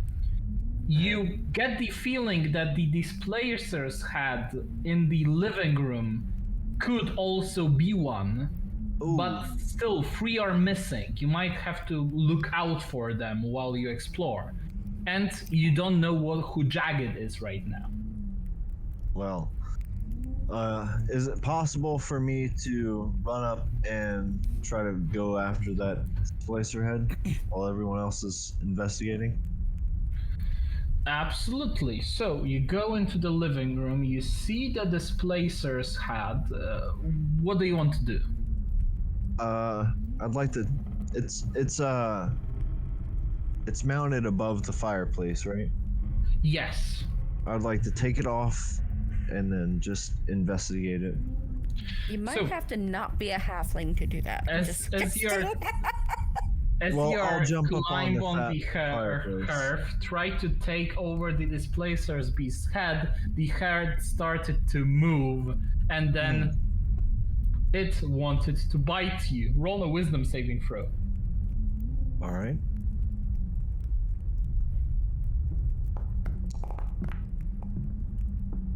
$13. 13. So you successfully managed to see through the illusion, take off the wolf's head, and basically, in that way, destroy it. So there's an actual hat on it? Head. Sorry? What did you say? The wolf's hat? It was Head. animated, as an animate Oh. undead per se. So it's just dead. Okay. It's in a similar energy. Right now it's taken off where it's supposed to, so it's dead. Okay. Well, And as you peer closer, you realize that the hat has a similar wolf head symbol branded on its neck. I'm gonna take the head with me and take it back to my party and say that's another one done.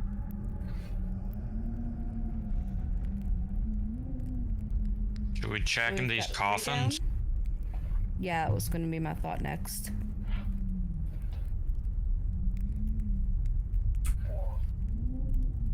Yes, I guess we're recommend go and checking the investigate the coffins. coffins. So you check the coffins and you realize that the coffins contain corpses. What's peculiar about them is that the corpses are untouched by decay. Oh, boy. Hmm.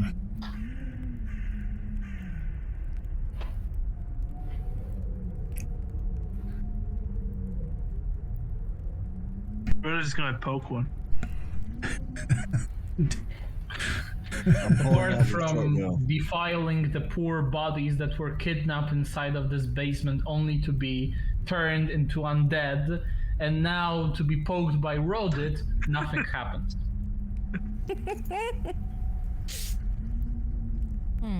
Rodin seems pleased with the result and says, "They're not undead.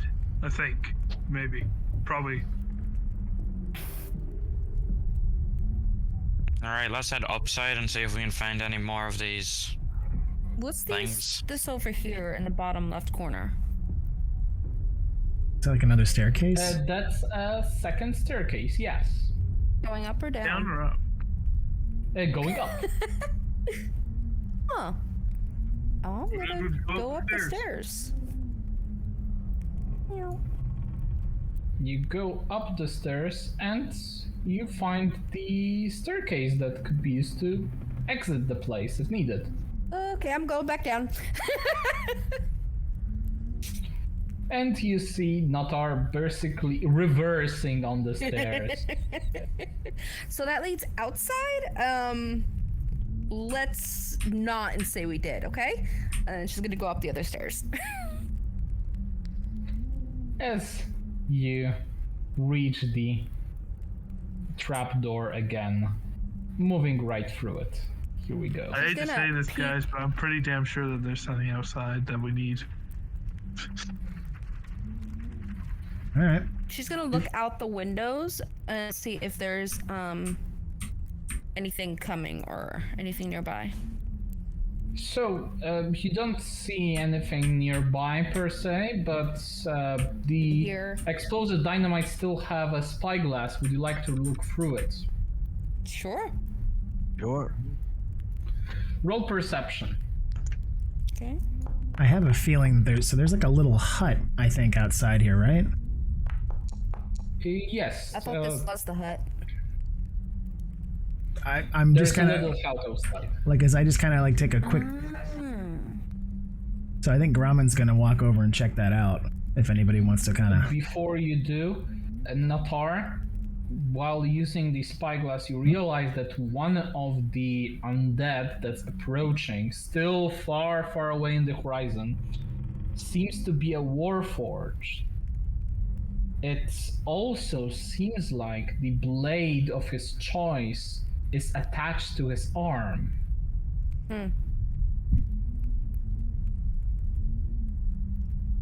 And Grumman? Because none of us have magical blades, correct? Nope, he No. does. Okay. So I'll tell the party what I found. So she's gonna she's gonna stay by the window. And just Absolutely. kind of keep an eye out as things approach. She can kind of holler at the others. She's gonna look around. So that head.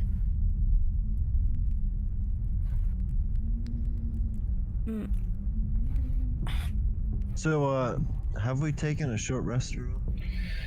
Not yet, as in you'll take.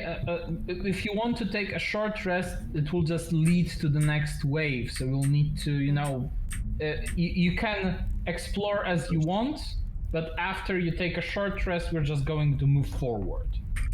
That makes sense. Oh, Is that an hey, outhouse? did you go outside or did you go in the kitchen? Yes, No, that is yeah. an outhouse. Exactly. That's what I was thinking. I was thinking it was an outhouse. You just had to Yeah. say you had to go, man. And Rodit, since you moved in, can I get an investigation check? Oh, yes. He doesn't even have I'm definitely bowels. looking around in there.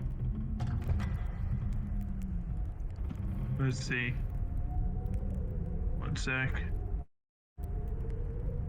Dude.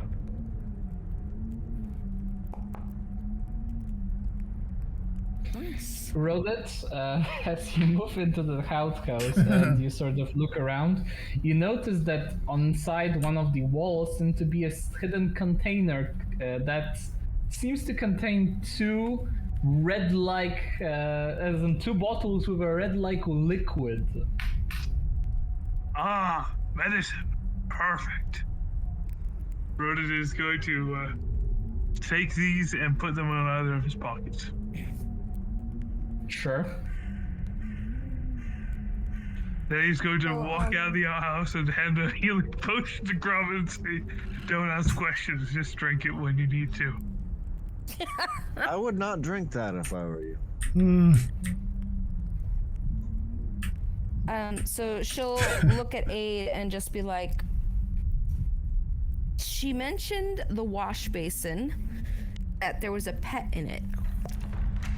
Yeah, that's what I'm thinking about too. Rodit's going to reach his hand down in there. Shemp was its name? Yes. So she's gonna get some kind of distance and aim at the barrel. I want to ready an attack. And I'm reaching my hand in. Yeah. Okay. This is the same barrel I was crouched in. As you're earlier. reaching your hand in, I will need an athletics check. Perfect. Athletics. Oh, no. no! Can I roll one as well? No, Or is that it was too the late? That was monster Shemp. trying to. Oh, was okay, that was Shemp. Shemp.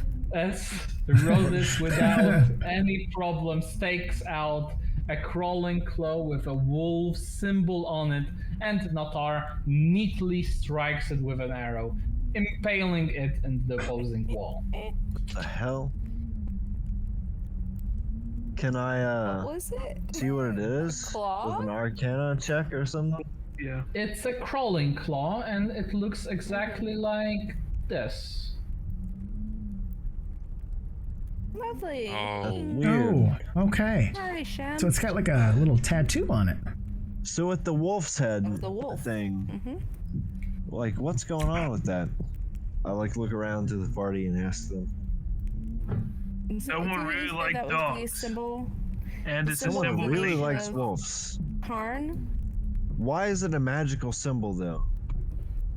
I don't understand why this is connected to everything that's magical in this place.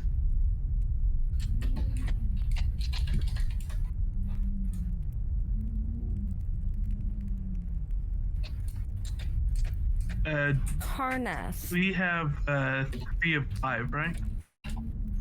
Sorry, what do you have? Pretty sure we have 3 of 5, right? Yes. All right. Yeah, as We've I already split the checked party here, earlier. so- And 8, since you're walking over there in the office, can I get a perception check? Okay. Perception. Ooh. Nothing seems to be in here at first glance. Okay, can I try like pry open the piano case, like get underneath it where like the strings for the keys are, see if there's anything in it? The Rodid harpsichord. is here playing from the harpsichord, so he's gonna try and mess with it. So, as you're trying to do that, suddenly you can you can feel violent kicking at your shins. Ow, ow. What is that? What is that? Crawling feet will attempt Oh! to try and attack you that were using the harpsichord's pedals to make the music. As none of them managed to attack you, just what do you do with them? I'll stomp on them. Which is enough to kill them. You realize that each one of these feet actually had a similar symbol on them. I was about to Guys, say, I got because him. Do they have a wolf's head on them? I'm gonna like lay prone on the floor so I can get like right next to them, like leaning over my shoulders. And yeah, I'm pretty sure they do.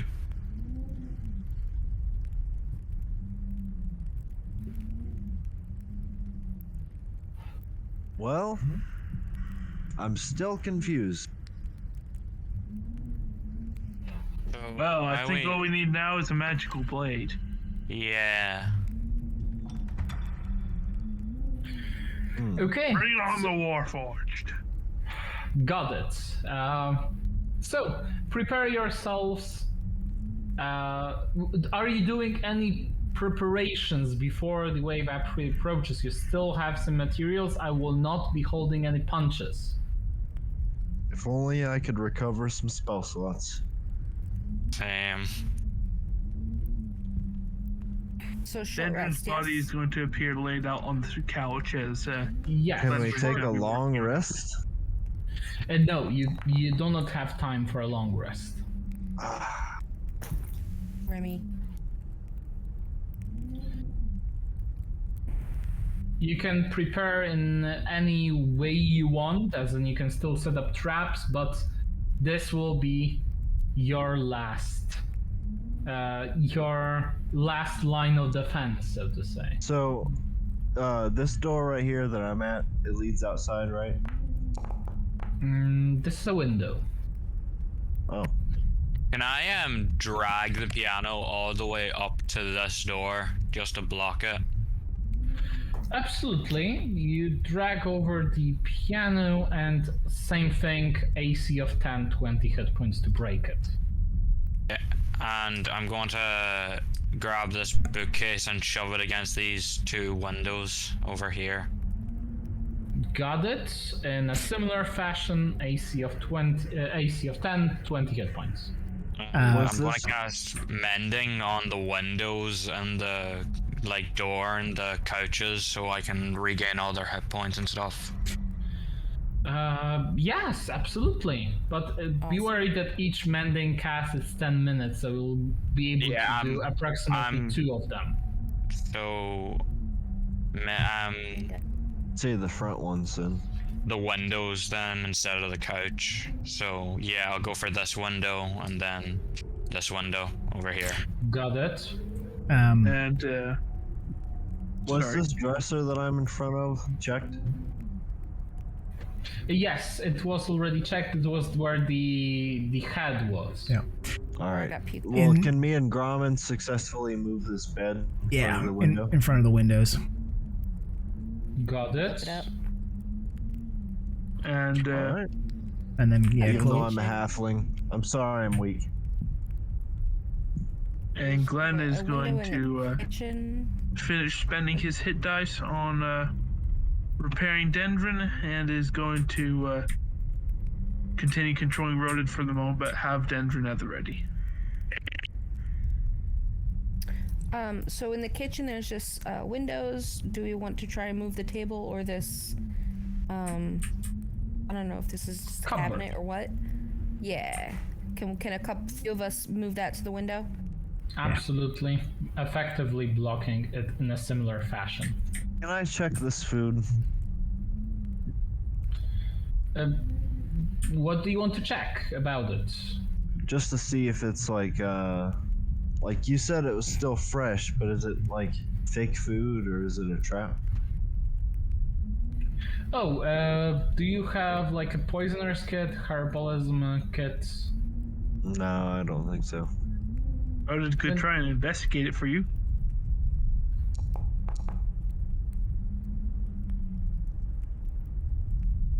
You're hungry. I mean, I'm pretty sure I still have rations. Although I do need to edit that. I It have was some 6 rations. I believe. rations round trip, right? Oh, I can't edit that. Yes, it was. Well, just to prepare though.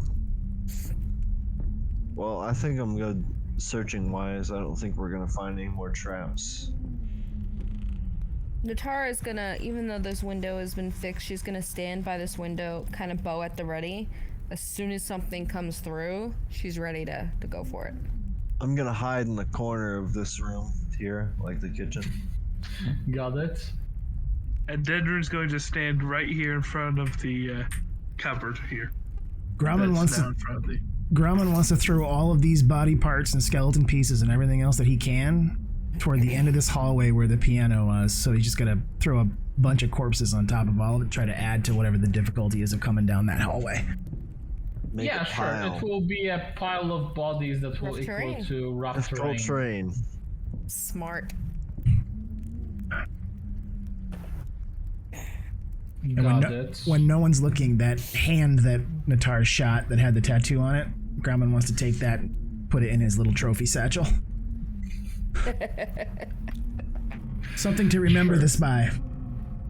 Sure. Temp is yours, even though he's no more. Natara's like, I'll grab a piece of charcoal, I'm good. All right. I think that's as prepared as we're gonna get, guys. Yeah, hopefully it's not shadows. God. It totally will be. DM ideas. Now that you've said it. It only makes sense. All right, so we've got Dendron in the kitchen in front of the windows, Aids in front of a window, Natar and her pet are set up in front of that one. Where's I don't see Don. Yeah, maybe I'm just not in the right room. Don's hiding in the corner. Ah. Oh, there he is. Yes, he effectively hit so well that even Grumman wouldn't be able to notice him at first. Then I'm gonna leave Grumman kind of like right here in the center so he can rush to wherever they are trying to break through first. Yes, I'd like to stay in this kitchen just in case. Okay, so with that, And Let's Rodid get is it. going to. And prepare my Sorry. short bow, I guess. Rodid is going to stay here as it's the duty of those with mustaches to protect those without. I'm here to And, back the mustache. And he's here to protect the little mustacheless man. So, Thank you. it's a good buddy If system. you can see me.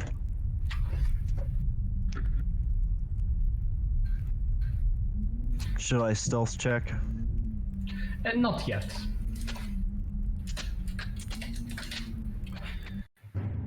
With that, and you preparing, resting for a bit, regaining your strength, more and more undead are on the horizon and in bigger numbers. I would like you to roll initiative. Did we take a short rest? We did. Yes, you can still make a short rest if you haven't yet.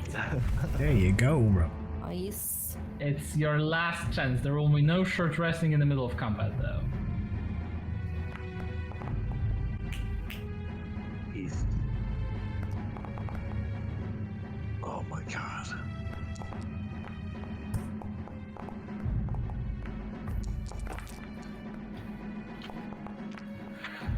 Jeez. It's too much dice. Oh my god. It's a lot No of much dice. Dice was dice. enough. Man. Nice. He did Rolled say he it. wasn't holding back. Oh Damn. my. Lots of Rodid is undead on the horizon. It seems like your only way out is to go through and partake in the ritual, but the warforged with the iron blade is still nowhere in sight. What would you like to do? Rodid is going to stand his ground, and he is going to wait until the enemies get closer to breaching the barricades before he does something that could damage them. So he's going to hold his action. Dawn? I'm also going to hold my action. With my Natal. short bow ready. Same. She's holding Okay. it for that window to open again. And the zombies will slowly waddle towards the windows. They will just use their first action to dash. The skeleton over here is going to rush forward, take a short bow, and attempt to break the aforementioned window. As with a singular bow, the window breaks and the zombies are free to rush in. One by me. Not off to a good start. Natar, you're Yep. free to make your attack right now. The window is already broken right here. Yep. I just made sure I was targeting the right guy.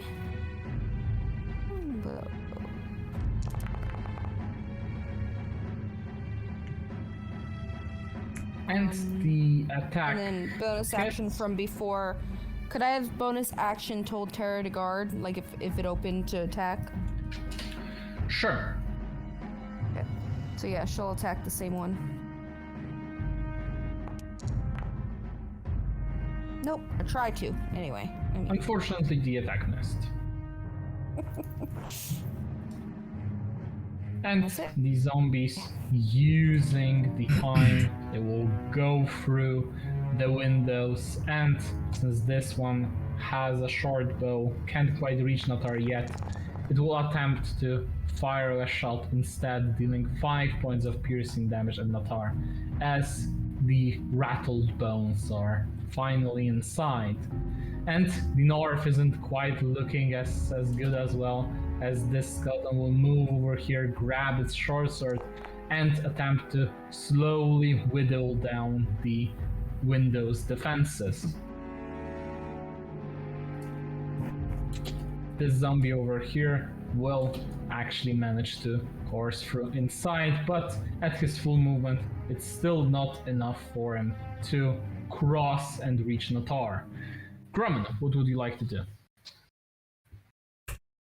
Well, I'm gonna rage as I move up here.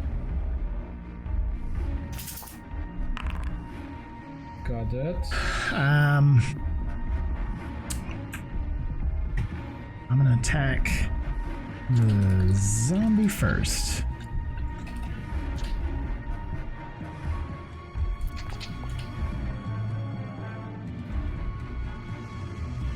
And the attack manages to hit, dealing 8 points of slashing damage as you quickly make your way through the zombies, but it seems like that their numbers are pretty impressive right now. That's gonna be the end of his turn.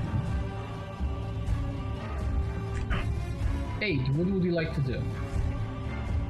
I'm going to run up beside my buddy Grumman. And I'm gonna attack this guy down here, the Natar shot. Go forth. And yeah, that's all I can do. Yes, the attack manages to hit, dealing 3 points of bludgeoning damage as more of these skeletons are approaching from the south, attempting to break the defenses that you put up, dealing additional 3. This one is 7 out of 20 damage dealt to it. And these Don't you skeletons... have the alchemist flask?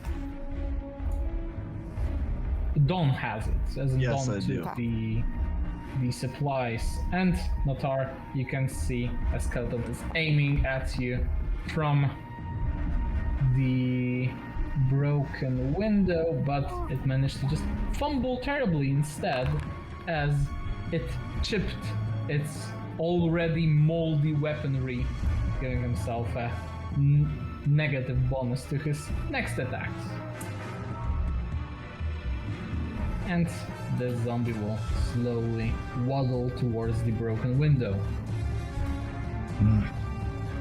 With that, this skeleton over here will attempt to destroy the harpist cord in the corridor instead, dealing 5 points of damage to it. So will the zombies in the back. The 4, another 4, and this zombie over here will instead waddle a bit closer but not quite reach it just yet, and this zombie will attempt to attack the harpist cord as well, but doesn't actually manage to damage it in any way. Rodit, what do you want to do? You can hear the undead banging on the windows right here. They are just about to rush through. In that case, he's going to stand his ground and do the same that he did last time, ready in action to attack if one gets near. Go forth.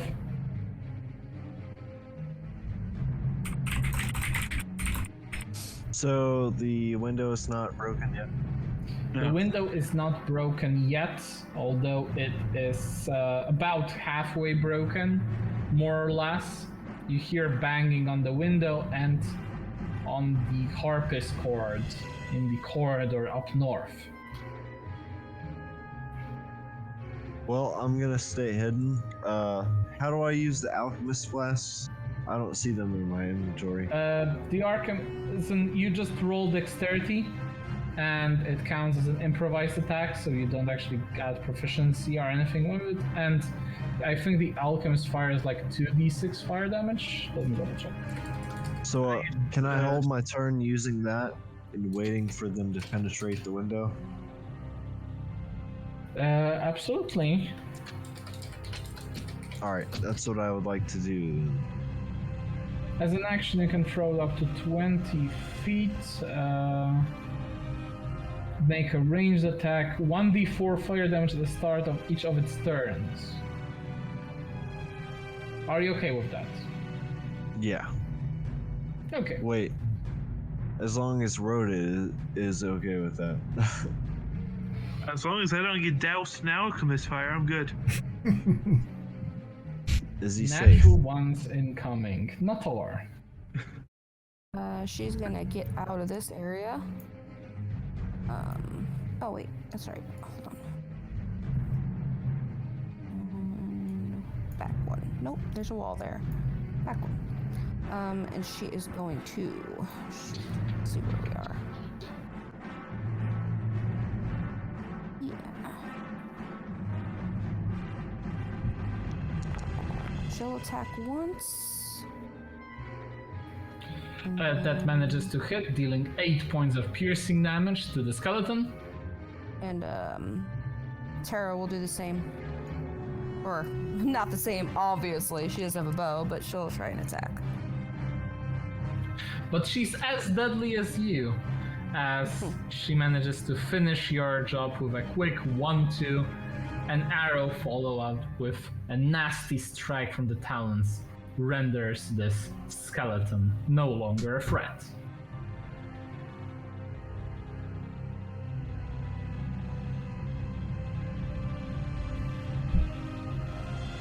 And with that, let's see how your the explosive dynamites intimidated to fight are actually going to be of much more help, dealing 12 damage to the zombie over here and 6-1 over here with 3 precise shots. Yeah. With that, the zombie over here is going to try and attack Aid, but the attack misses as Aid manages to defend himself.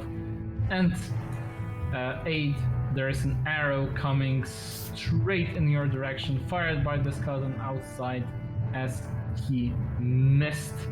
And now the skeletons that are still trying to break in with their swords, they will attack the window, somehow not being able to damage it. And Grommen, one is jumping straight at you, trying to slice you, but Grommen defends itself, no problem. What do you want to do? So, I'm just trying to see which ones we've got here. So, because we're kind of standing on top of tokens, Aid's right below me, right? He's right here? Yes, On Aid's top of the right corpse. below you. There is a zombie right here, Yeah. one right here, one that hasn't actually crossed, and 2 skeletons outside. Alright, so I'm going to take a shot at the one that's still up right next to me. Go for it. So, the attack was precise, but not deadly, as the skeleton, as the zombie still holds its ground.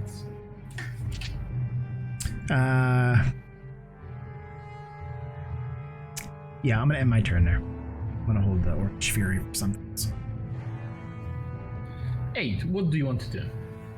I'm gonna hit him in the shins with the warhammer. Go for it. And the attack manages to hit. Let's see if the zombie actually relents. It does not. So it's on 1 hit point thanks to its undead fortitude feature, as you broke its bones, but it just shambles towards with 1 foot broken. Okay, yeah, that ends my turn. And the skeletons will still attempt to break free, hitting, and you realize that the door is just 1 blow away from being torn open. The skeleton outside is going to move a bit closer, grab its short sword, and attempt to jam it straight at Aid. But Aid defends himself, no problem. With it, the zombies slowly waddle inside, and this one will attempt to attack Aid as well, as it managed to get through the window. But the attack is just a mess. And the skeleton over here will attempt to break the harpist cord, but doesn't actually do any damage to it with the zombies that will attempt to help him. That's not, sorry, that's a short sword attack, not the slam attack I meant. Here we go. With that, the harpist cord is nearly broken, and you can see that the zombies will be slowly trying to get through, and this zombie isn't actually able to contribute to the whole window breaking operation, but doesn't actually summon any minor demons or elementals or anything rather gruesome to its brethren. My god, these zombies are not agile today. This one has even dropped its arm. At least none of it. Rodent. Rodent is starting to get a bit impatient with this. He's just gonna tap his foot while waiting. Don? I'm actually just gonna shoot my... Well, no, I'm just gonna do the same thing as last turn. I didn't mean to do that. Got it. Natar?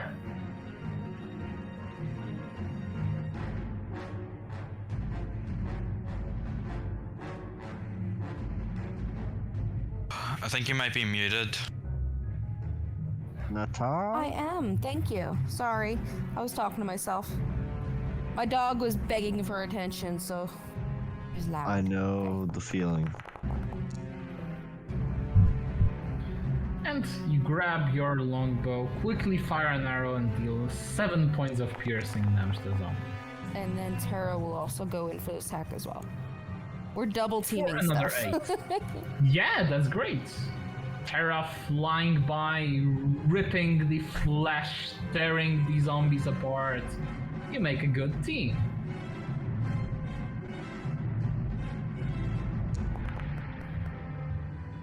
And the explosive dynamites will try to finish the zombies that are still alive. They will deal 6 points of piercing damage each, so let's say with 6 constitution saves, if they manage to finish even a single one.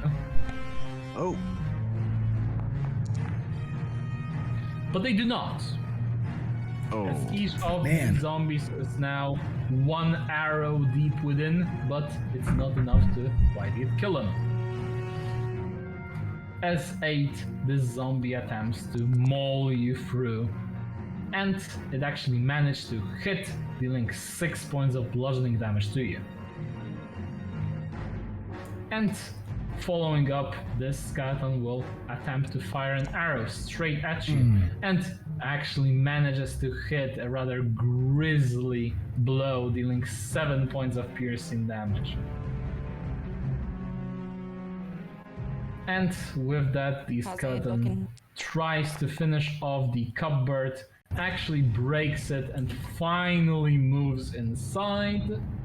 Congratulations, you lucky, lucky dog. Here's your reward. With that, as soon as the skeleton, rather satisfied of its job and accomplishments of breaking the window, going through, gets sliced in half.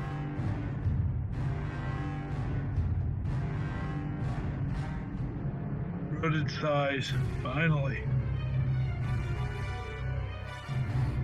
And Roman, the zombie, will attempt to attack So you. trigger as my well. turn, or do I wait for the other one?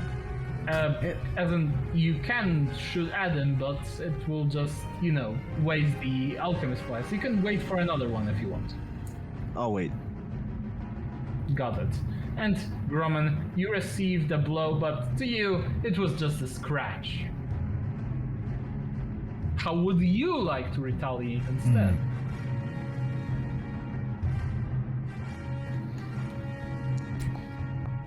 Oh. With an unfortunate fickle of fate. As while you are trying to swing your great axe, it gets stuck in the ground, and you'll need to use your action to retrieve it. Well, that's That's gonna be the end of his turn. 8, what would you like to do? So, would I be able to like go into like Gromman's pocket and take out the healing potion that he had? If he allows you, yeah, you can do that with a free object interaction. Okay, I'm gonna do that, and I'm gonna take one of them. Okay, roll 2d4 plus 2. Oh, sorry. I'm just putting my hands in, and there's like fangs and bones and mushy things. Yes. Shield on the other side, hands in the other. And you heal yourself for 10 hit points. Nice. With a satisfying moment of respite. So that was a bonus action because you used it on yourself. What do you want to do on your action? Awkward and satisfying. Okay, nice. I'm going All to. bathroom potions should be. I'm going to attack the same guy that I've been attacking the last 3 rounds, and hopefully I'm going to go for the other shin, and then he'll be stuck on the floor. Go for it. So the attack manages to hit. Let's see the Constitution saving throw. Which means that as you struck another shin, the zombie with no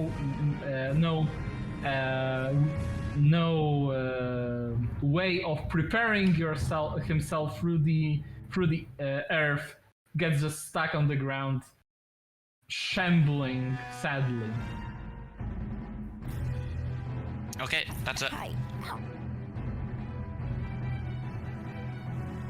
And another skeleton moves in through the broken window. Dawn. Does that trigger the alchemist flask?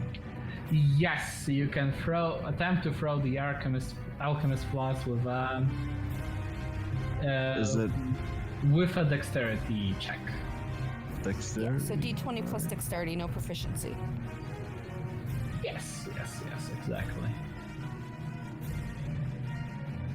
Okay. Like you were to roll a dexterity saving throw, but you select a check. I'm clicking it, but it's not. Oh, there we go. Oh, And unfortunately, the alchemist flask lands just outside the window instead. so it On doesn't the bright damage side, it didn't anything. land on rodent, so that's good. Yeah, that is a good. Okay. And Roded, the skeleton will attempt to attack you with his short sword. I'm sorry. And 8, the skeleton that is just outside the window, is going to retaliate in the name of the zombie that you just killed. That manages to be a hit, dealing 5 points of piercing damage. This guy gets my... what's it called again? Wrath of Rodent the takes Storm. damage as Yes, Wrath of the Storm. Do I have to target him? No. Give me a moment. That is a failed dexterity save, so roll 2d8. Okay. Nice. And with it, Nice. the blast of force is enough to completely char the skeleton's bones and end its miserable existence.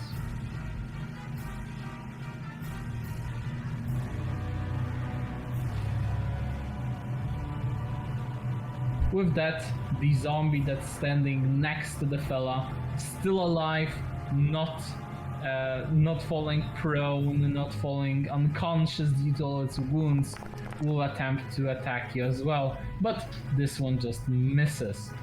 And the skeletons that are on the back will attempt to barge through the doors as they finally do, and they will go up to 15 feet since that's the entirety of their movement.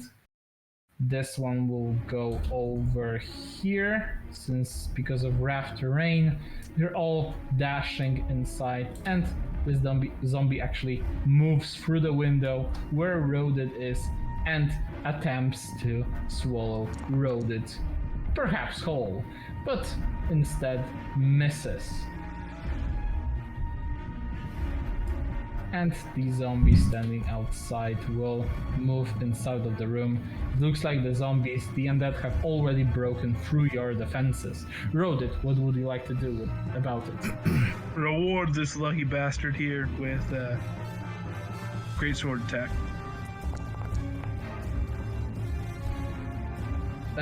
Reward well received. Now let's see if he actually manages to survive your reward. No, he won't, as you make a clean, deep cut that leaves the zombie's body on the floor. And that's gonna be it for him. Don, what would you like to do? I'm gonna walk up and stab this guy with my short sword. Go forth.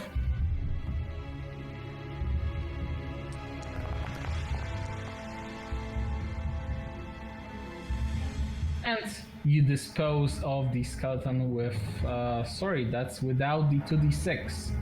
So that will be only 4 points of damage instead. Oh. Which is not So enough to kill the skeleton yet.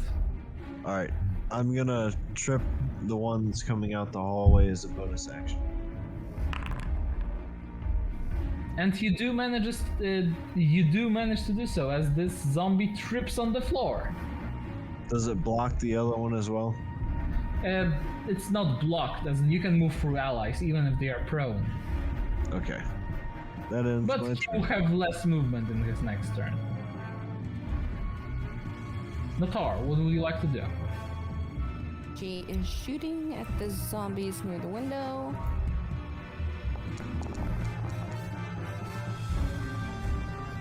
Alright, and then This one manages to hit. Now wait a while, I'll just check if he's dead or not. yeah. He's absolutely not. Okay. He just gathers more and more arrows inside of him like a hedgehog. How about now?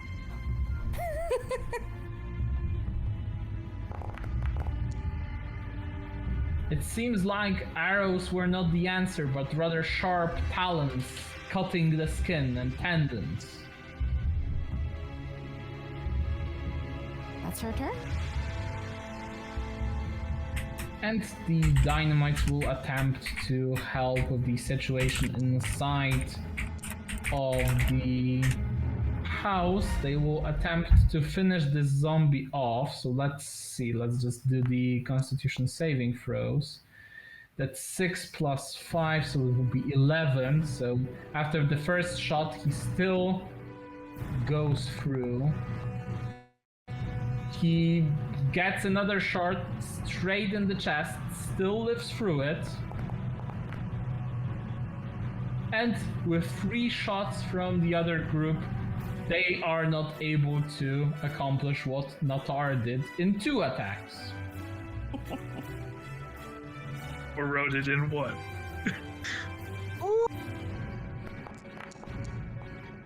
And 8, you can see the skeleton, as quickly as his brethren started to die, drops the short bow and rushes forwards towards you with a short sword, but misses instead. And Grumman, the zombie, will attempt to slam you with its dirty claws. Manages to hit you, but it's still a scratch for you. Ooh. Grumman. Go teeth. So I can either pick up my great axe or try to, if I can pull a hand axe and hit him with it, and hope he doesn't roll. I'm actually gonna pick up the since he actually hit me. That's a good thing, so my rage won't end. Yes, your rage won't end because So of I'll use the action to pick up the great axe. Got it. 8. What would you like to do? Right. I'm going to finish off what I started and get this skeleton. Go forth. Oh. And with that, the skeleton, right? Yeah. That's not enough to finish the skeleton off. The attack was imprecise, but you see that if you were to hit, the bludgeoning damage will absolutely shatter the bones of the creature. Okay, that's all I got. And Dawn, as you attempted to stab the skeleton will gladly return the favor. No. Managing to hit you, dealing 4 points of piercing damage. Oh no. And more of the skeleton's approach. This one will attempt to attack Rodit with the short sword. But Rodit gladly defends himself. But more of the adversary's approach, as this zombie will attempt to slam Rodit, and still misses as Rodit defends himself. This one stands up, moves in 10 feet next to Natar and Rodit, but Rodit is such a menace that will still attack Rodit instead of Natar. Still missing. Rodit, what would you like to do? He's going to look over at the tiny man and say, "You got him?" Yes. And then he's going to turn around and try and cleave this zombie in two. Go forth.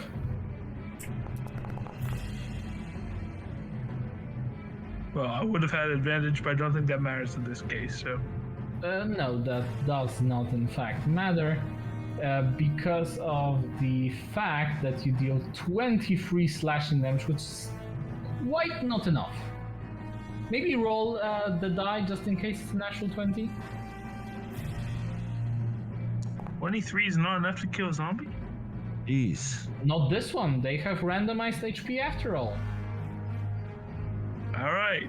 They can This roll one is high, right. sometimes they can roll Big low. respect. And Dawn?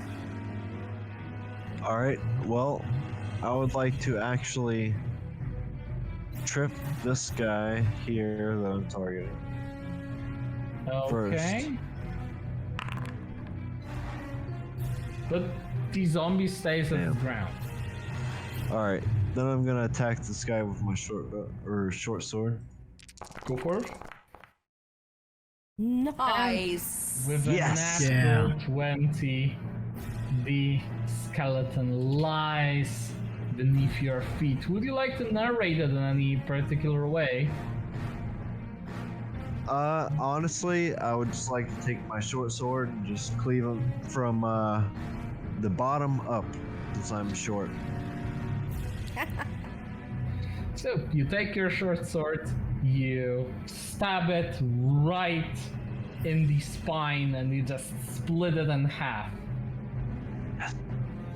Satisfying.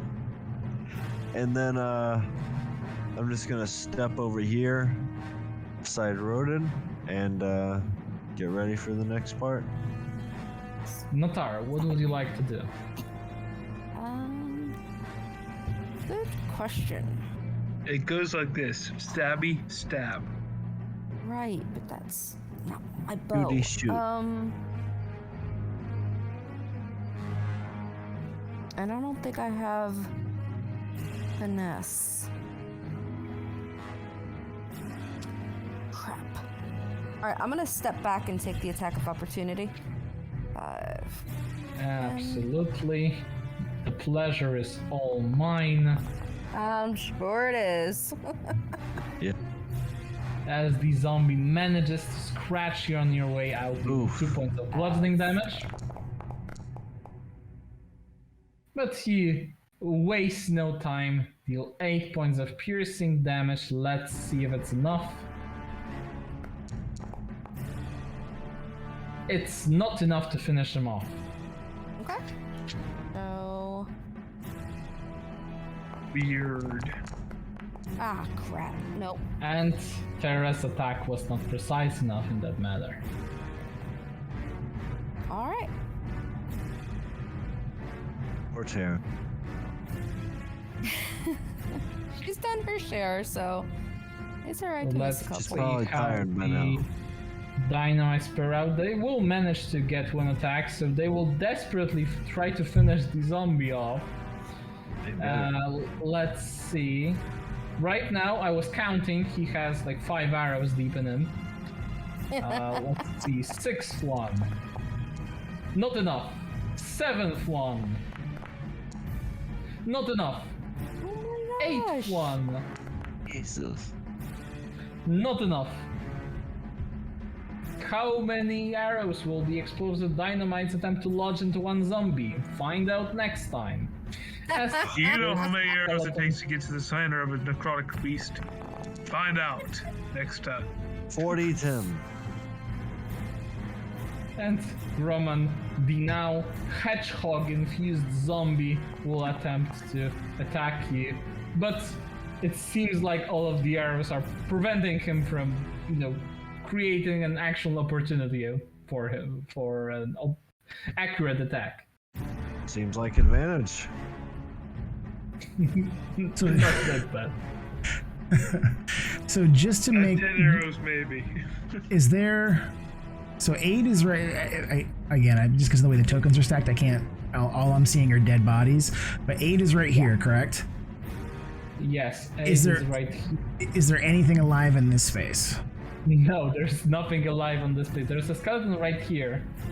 Okay. Right over here. There's a zombie right here that has a whopping amount of 8 arrows.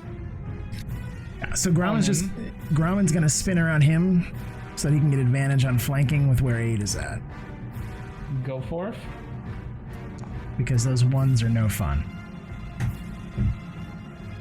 Okay, so the zombie has to make a Constitution saving throw of 23. It would be funny if it were an actual 20, but it's not. As Grauman has no time for jokes, and instead cuts through all of the arrows, the zombie's body, and everything there was to cut in one blow. The zombie finally finds rest.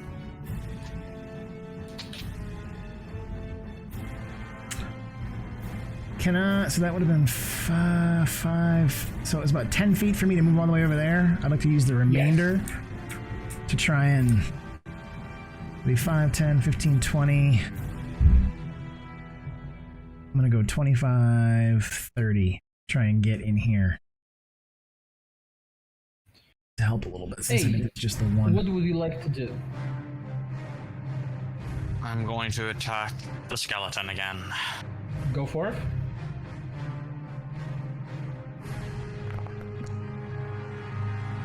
Nice. And the attack was a hit. The skeleton stands no chances as you crush all of his bones in one fell swoop. But Okay. that's not the end of your problems, as more undead appear on the horizon.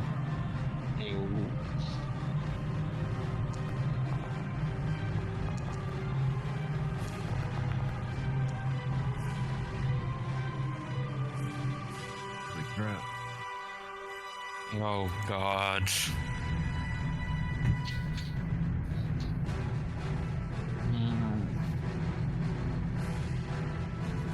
Okay, yeah, I'm gonna stick here then. Got it. There's no upstairs, right? As suddenly, no, there is no upstairs. As suddenly the shadow that materialized right in front of you is going to fly over to you, and you can see that starts to try to conjure an attack that will take off all of your energy. Suddenly, you defend yourself with your holy shield, rendering him defenseless. And rode it. No, not this one, just not yet. The skeleton will attempt to attack you with its short sword. But the attack is imprecise as Roded defends himself with no problems. But a shadow suddenly goes through the window and strikes at Roded's back, managing to hit him, dealing 8 points of necrotic damage and sapping 2 points of strength from him.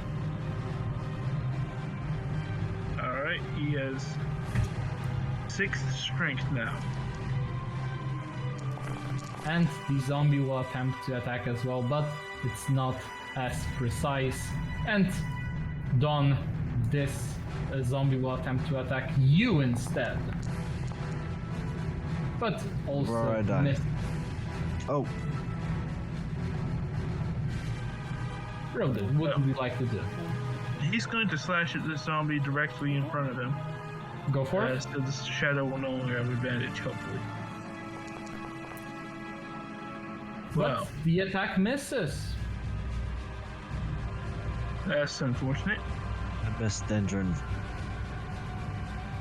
And So you are looking at Roded trying his best to hit the enemy. You see him fail, and all you have to say is, I miss Dendron. Yes. Got it. Are you doing anything else, Roded? can you fire a head crossbow as a bonus action? Yes, but you will not be able to reload it. Alright, Essentially only once. you keep that in mind, but I'm gonna end my turn for now. Dawn. Okay, I'm going to slash at this one that's near death Go forth. with my short sword. So the attack is a hit, but let's see if it's enough. It is enough. The zombie attempted to cling to life, but doesn't quite manages to do so with such precise cuts coming from Dawn. Okay, and since this one is on the other side of him, I'm going to go ahead and telekinetic trip it. Got it? Damn it. Damn. But the zombie seems totally unaffected by your spell. Well, I'm gonna step. Well, I'm gonna stay where I am and end my turn. I like the rewind that you saw. You saw the shadow, and you were like, "Yeah, I'm going to stay." Yes. Nathar. I can't target the shadow over here because he's under a skeleton from him. Yes, and there's a specter looking right at your direction, thirsting for yeah, blood. but that window's blocked, no? Well, specters typically don't care about, objects. Yeah, but I can't see it, is what I'm saying. Like, there's something No, blocking you the can, window. you can see him. There's blocking the window, but you can see it on the other side. But I can't hit it because the window's closed, so. Yes. Where's Aid at? Is Aid over here? Yes, Aid So- is over here, currently fighting on the bodies of his enemies the most brutal way a cleric could. How's Aid looking health-wise? He looks injured. Okay. Not gravely injured, but battle-scarred. Okay, so she's gonna take a couple steps back and aim at where this specter is. So if or when they come in, she's gonna let off a shot, and also telling Terra to do the same. All to Got attack. it. Like 2 actions. That's crazy. And the specter will move through your defenses like it's nothing. Go forth with the attacks. No, it's not magical, but it's what I got. Yes, so that's 3 points of piercing damage. Oh no! Come on, Terra. What the hell, man? Oof. Bad Let's bird. see what happens. As Terra trips right at your shoulders, as you manage to catch her in the air, the specter moves forward to you and You can see that it attempts to drain the life out of Natar. Manages to hit, dealing 13 points of necrotic damage. And Nope. because of Oh that, no. Natar suddenly withers, Oh, slowly Jesus. withers away. You'll have minus 13 maximum hit points until Ow. longer. Wait, does that mean she's down? No, she's not down yet, but she's near death. Okay. Yeah. Jeez. And the dynamites will have a shot each, so they'll just do as much damage to the Spectre as possible, dealing 9 points of damage to it. Grumman.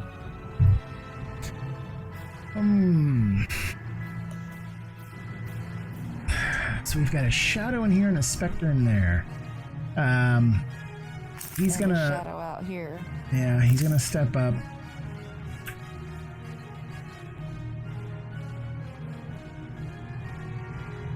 And attack this zombie on the other side of Roded. That manages to hit, dealing 8 points of slashing damage, but the zombie is not nowhere near to be killed yet. Alright, he's gonna use his Orcish Fury to do one more damage attack. Which I'm just gonna roll. Sure, roll a d12. We'll add that to the damage roll.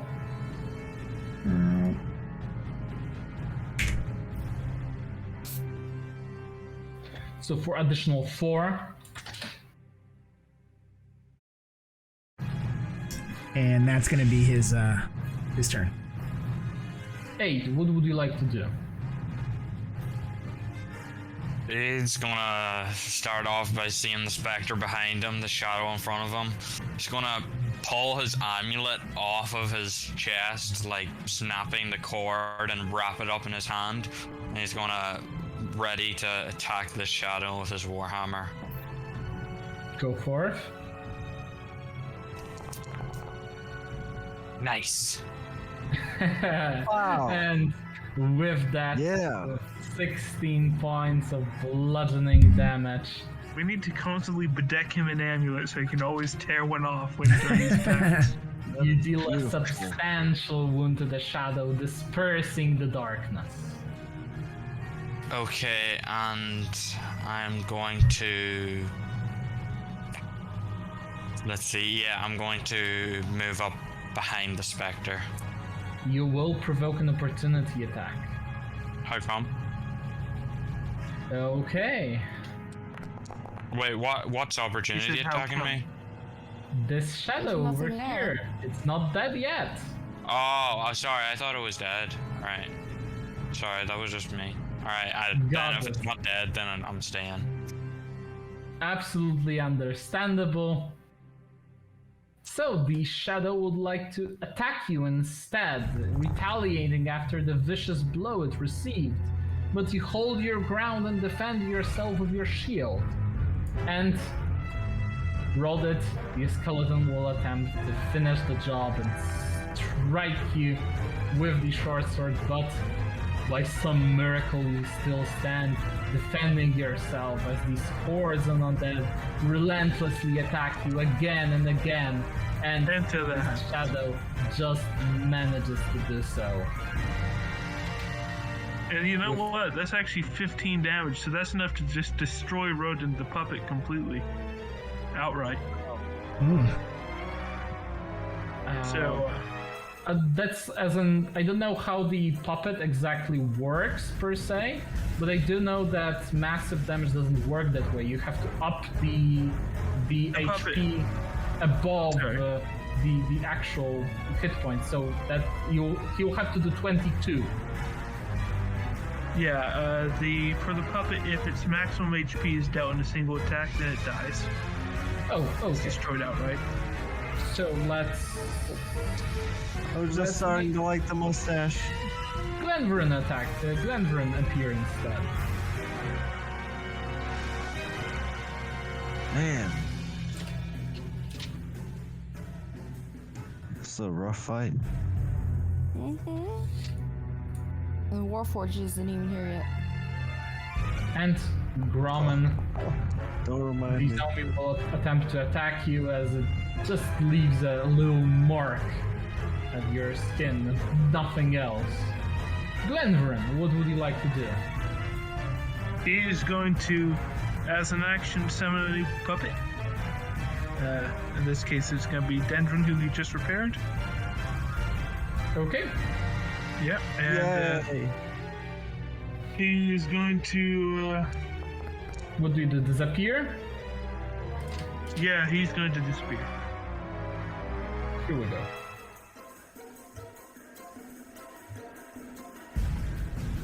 All right, and that's going to be it for me since it takes my action to summon him. Dawn, what would you like to do? Well, I'm going to attack this shadow. Do I get sneak attack for this?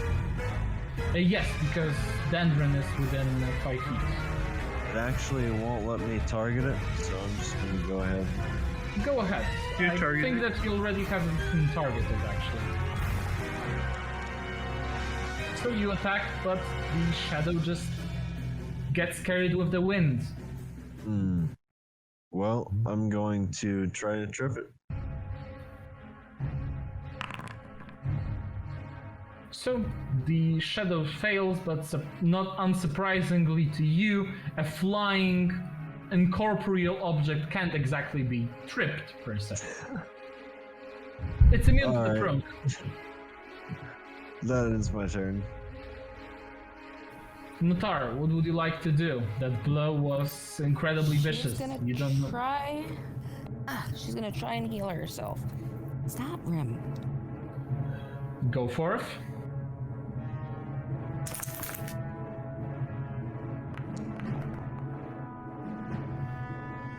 You take a moment of respite, healing yourself for 9 hit points. What about Terra? Jeez Louise.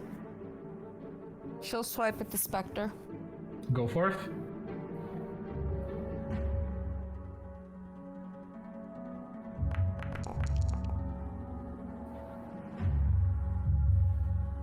And the attack manages to hit, dealing 4 points of slashing damage, which is just not enough to... Oh, it just makes him creepier by accident. Dealing 4 points of slashing damage at the Spectre. But he's not dead yet.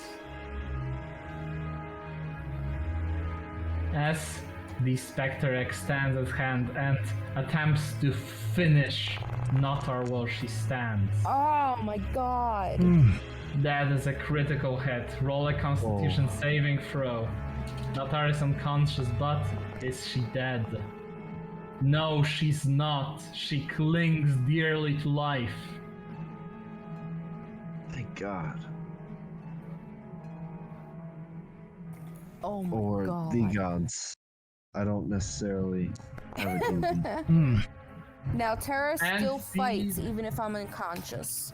Absolutely, but the dynamites were proven to be totally unaffected. Unaffected. Of Maybe course they Terra are. will attack them instead. Motivating hawk. What would you like to do?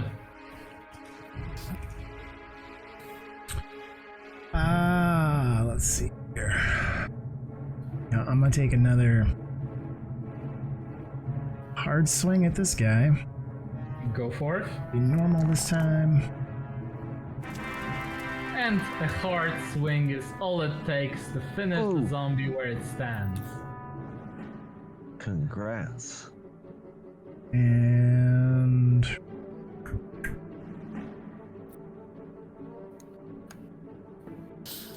he's gonna take 2 steps forward to try to set up a little advantage, hopefully. Standing on top of Rodin. Aid. Okay, I want to take this attack of opportunity and move behind this guy, the Spectre. Absolutely. Let's see. The attack is a miss. Okay, then I'm gonna hit the Spectre with my Warhammer. Go for it. Oh. Unfortunately, this attack. Wait. misses as well. Do I get advantage for the Bloodhawk? Yes, you do. And the attack manages to hit, but it just is not quite enough to finish the Spectre off. One blow will cut it. Okay, that's my turn. And the shadow slowly moves toward Aid and attempts to attack him. Fortunately for Aid, he stands his ground, and Grommen, this skeleton will attempt to swing at you as well. Fortunately, you manage to defend yourself. And Dawn, this shadow will attempt to sap the life out of you. That. Fortunately, you dodge. Oh. Dendron, what would you like Dendron to is do? going to move to flank this shadow. This is flanking as well. But here's Grumman. Yeah. Sorry, I didn't see him under the corpse. Yep. Your corpse. I'm then going to slash at him with the advantage. Go forth. And the attack is a hit, dealing 12 points of slashing damage. Your attacks are not magical, right? Correct. So Then- that's going to be it for him. Dawn, what would you like to do? I'm going to telekinetically trip this skeleton. Which he does. Oh. Did he fail? Oh, sorry. No, he did not actually fail. Hold Oh, I didn't see the roll. My bad. So then I'm just going to attack the shadow on. Go forth. with my short sword. There we go. The attack is a hit, but it's not enough to disperse the shadow. Just yet. Alright, that's my We turn. need an orc is what we need. Yes, Only we there was need one a... hiding under Or its roll a body. death saving throw. Oh Can no. I have Tara attack first, just because I have it set up? Sure. Go ahead. I had it all clicked and everything, so. So, with Terra attacking, she actually manages to get rid of the Spectre as the creature gets sucked out. And Yeah. Nakar, with that, with an unbroken, unspeakable bond with Terra, springs back to life. Wow. You can make an attack. Hell yeah. Actually, I should have dropped to 1 before because of my half orc. Oh, I forgot. Anyway. Okay, you're right. So, It's alright. I You're just dead remembered ends now. myself. I'm like, crap. Okay, so can I attack? You said. sure, you can attack. Hop up. Absolutely. And I'm gonna go for the shadow. And you attack, you hit, dealing 2 points of piercing damage. That's all she can do. And let's see what the mercenaries can do.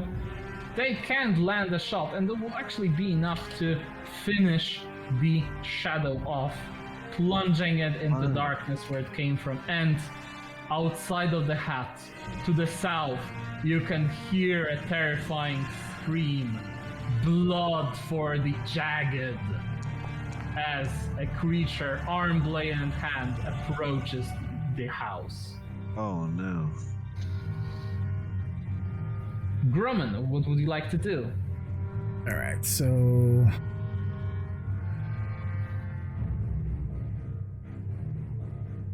is it not? Is it not? The shadow in between us is still up, right? This one's still up. Yes, Yes. it's still up. Yeah. It's not letting me It's target it. selected if that's what you are looking for. Roll an You're attack with supposed to see advantage. covered up by the tokens. So. Yeah, I can see it, Yes, but for some reason it's not it's letting me target it. Oh, it's doesn't matter. Even if it's not targeted, I'll just edit it manually. Okay. So I'm gonna go ahead and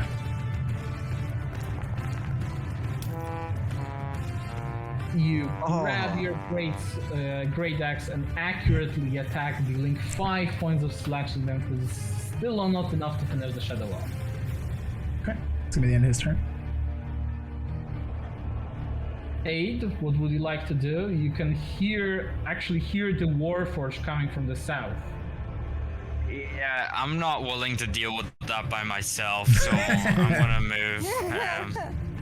I'm gonna move up 5, 10, 15. I'm gonna move up here and attack this skeleton. Go for it. But I really used help with the shadow, alright. Well, these aid can prove incredibly useful fighting the skeleton, because you can see that the Warhammer cuts and smashes through bones like butter, dealing 8 points of bludgeoning damage to the skeleton. He's just got a vendetta against all skeletons at this point. And that ends my turn. And Jagged will go through the hut, jumping through the window, short bow in hand, long bow in hand. He will fire an arrow straight at the struggling Natar. Let's see if the attack manages to hit. Luckily, Natar manages to dodge just in time before the attack commences. You can see that outside of his longbow, he carries a rotting fist that gleams of necromantic energy and a longsword in hand. He's clearly a formidable enemy. And Aid, the skeleton that you have damaged, will attempt to retaliate back, but oh, will he blunder because of it, as he suddenly hurls his short sword deep in the wall. He's defenseless. But the shadow certainly is not, as he extends the reminder of its hand in Dawn's direction. But Dawn is incredibly nimble today and dodges every strike. I'm too short.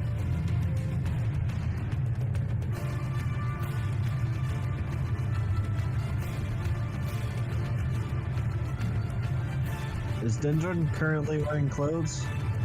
Yes, he is dressed. What happened to my old clothes? They're still on the body of that puppet. Okay. Just making sure.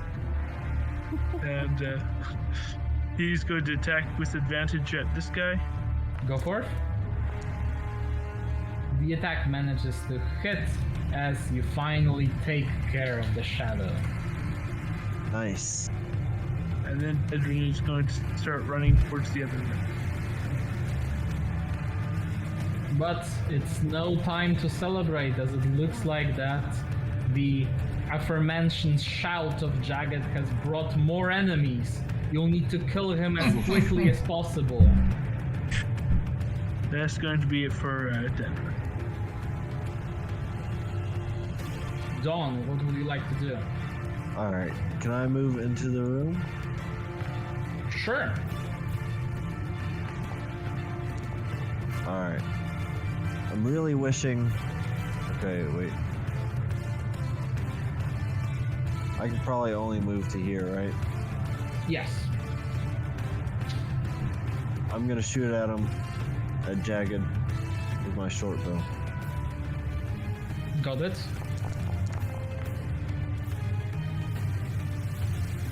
And you hit, dealing 5 points of piercing damage. You can see that Jagged is incredibly resilient. And then I'm gonna trip him.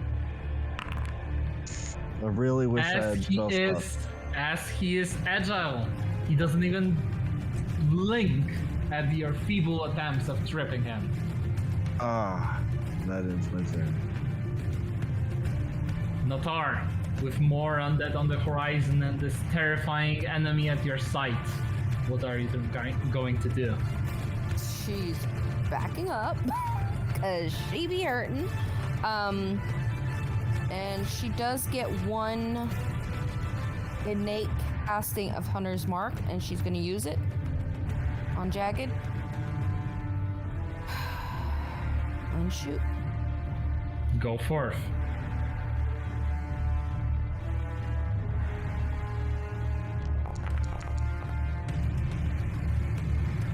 But unfortunately, Jagged defends himself, parrying your arrow with his bracelet. She's gonna crouch down, like, behind this door. And Tara's gonna... Well, no, I can't command Tara.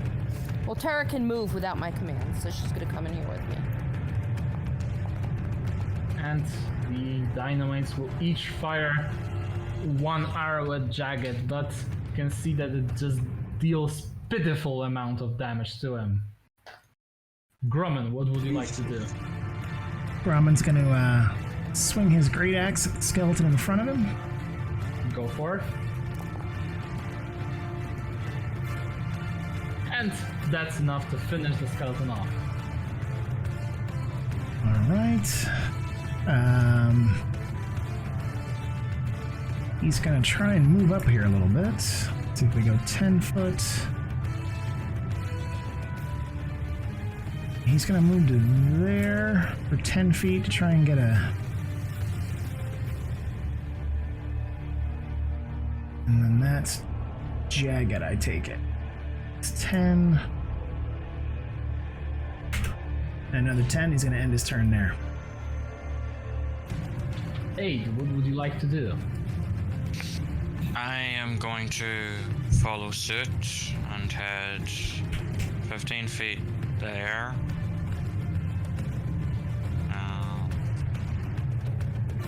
And 5, 10 feet there and attack Jagged with my Warhammer. Go for it.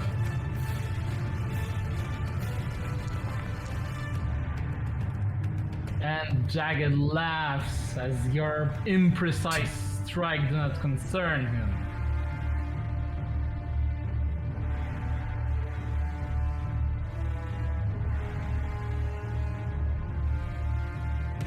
Yeah, that's it. I don't think I can do anything else. And more of your enemies approach as suddenly you see a fur of ghouls that you met and loved Dendron are coming from the north. And Jagged needs some more life, and he's politely asking Aid to give it back.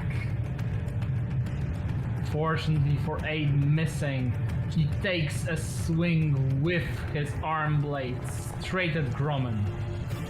But unfortunately for him, he seems to be outclassed. But luckily for him, he has allies that will aid him as suddenly ghouls hop into the hut. This will be a really, really close fight. Dendron. Dendron is going to go forward. 1. He's gonna hop up onto this couch. This couch is currently blocking the doors. Perfect. Unless Should I hop up it's onto your where this couch fantasy was? to slay enemies while on the couch, then I will allow it. Might be, but don't question it. Dendron is going to... I clicked the wrong one. Is going to attack with his greatsword. And miss. And then I'm going to roll just damage on accident because... reasons. Got it. Alright. And that's going to be it for Dendron. And he's going to be very pleased with his masterful tactics. Dawn? I'm going to... The halfling is going to run up and jump up on top of the couch and run right here and attack. You stole my couch, Fantasy. You ran to an opening space. That's your... There was the image of a couch there. How can you blame me? I'm gonna attack with the short sword. I don't have advantage. No, you don't. Go ahead. But you Okay. do have sneak attack damage on it. As you manage to hit, dealing but 3 points of piercing damage to Jagged. Am I able to attack with my offhand with the dagger? Absolutely, go ahead. But no sneak attack damage with that. Okay. It's normal. I may have to. Not a problem. That is 6 points, so another 3 points of piercing damage by stabbing Jagged with your dagger. Thank you. That ends my turn. Natar, what would you like to do?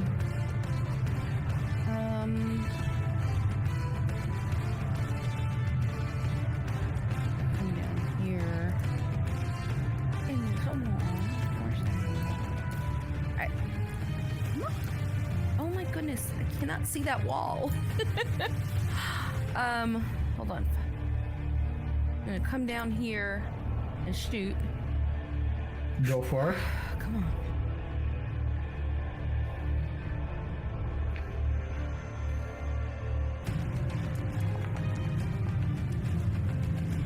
Damn it.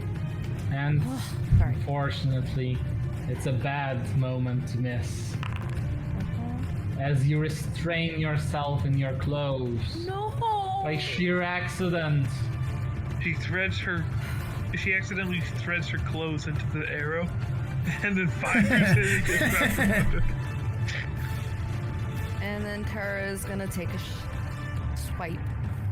Go for it. As the attack unfortunately misses as well. She's gonna go back and hide in the room. Let's see if the dynamites crazy. manage to help in any way. They do not. No. They tremble in fear before Jagged. Grumman, Yes, show them how boss. it's done. I'll take a swing. And the attack manages to hit, dealing 8 points of slashing damage. Jagged is now looks badly injured. That's gonna be my turn. Close. 8, what would you like to do? I am going to Warhammer him. Go for it. Right on the forehead. Yes. Right on the forehead seems to be the spot, but Jagged still does not relent. Okay, yep, that's it. I'm gonna taunt him. Yeah, okay. Just like, wow, you are really not as hyped up as you thought you'd be. Will we also say to the ghoul that comes right behind your back? As you suddenly feel a really bad sting. You don't get paralyzed, but you feel like your health is fleeting. Jagged attacks you with his arm No. blade, Mm. missing you, and then attempts to. Get slashed in half. Oh, Dendron has Dendron. Sentinel. Dendron has Sentinel. And because of that, as Jagged goes for another strike and nearly attempts to sap the remaining life out of Aid, he slices him in half. The So arm blade explosive. drops on the floor. What do you want to do? Well, I guess we'll finish this fight first with these ghouls, but Oh, more will be incoming. It's not like it's ending. You hear a constant barrage of undead. The tar is almost dead. Mm-hmm. well, Dendron is ready to go We and need to complete break the ritual. Yeah. We need to, And Dendron, the attack from the ghoul manages to hit you. Luckily, you succeed on the Constitution saving throw, but you still receive 9 points of slashing damage. And another ghoul goes through and attempts to slash at you as well. Luckily, the attack is a miss. Dendron, what are you going to do? Is the trapdoor still barricaded over, though? Yes, that's why it will need an athletics check to lift open. Lovely. Right, well, Zindra's just gonna keep hacking at these ghouls while someone stronger than him removes the barrier. And, let's see. So you slash at the ghoul, dealing 22 points of damage, but it's not enough to kill the ghoul just yet. Alright. Dawn, what are you going to do? I'm gonna move over to the barrier and try to lift it. Roll an athletics check. Oh no. Not enough. Natar, Am I free, or do I need to do something to you get out of the need to make an restraining? action to unrestrain yourself.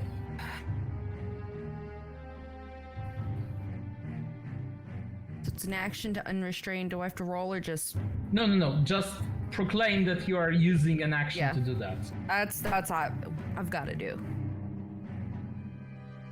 Actually tripped the ghoul. Sure. He's tripped. Ooh. Yes, I would like to try to trip him first. And he is in fact tripped. Nice. Okay, So badly, in fact, he'll lose his reactions. Yes. Oh, I like that. So Tara is gonna attack him. Advantage because her With shred is advantage, melee. Yes, because he's prone. Okay.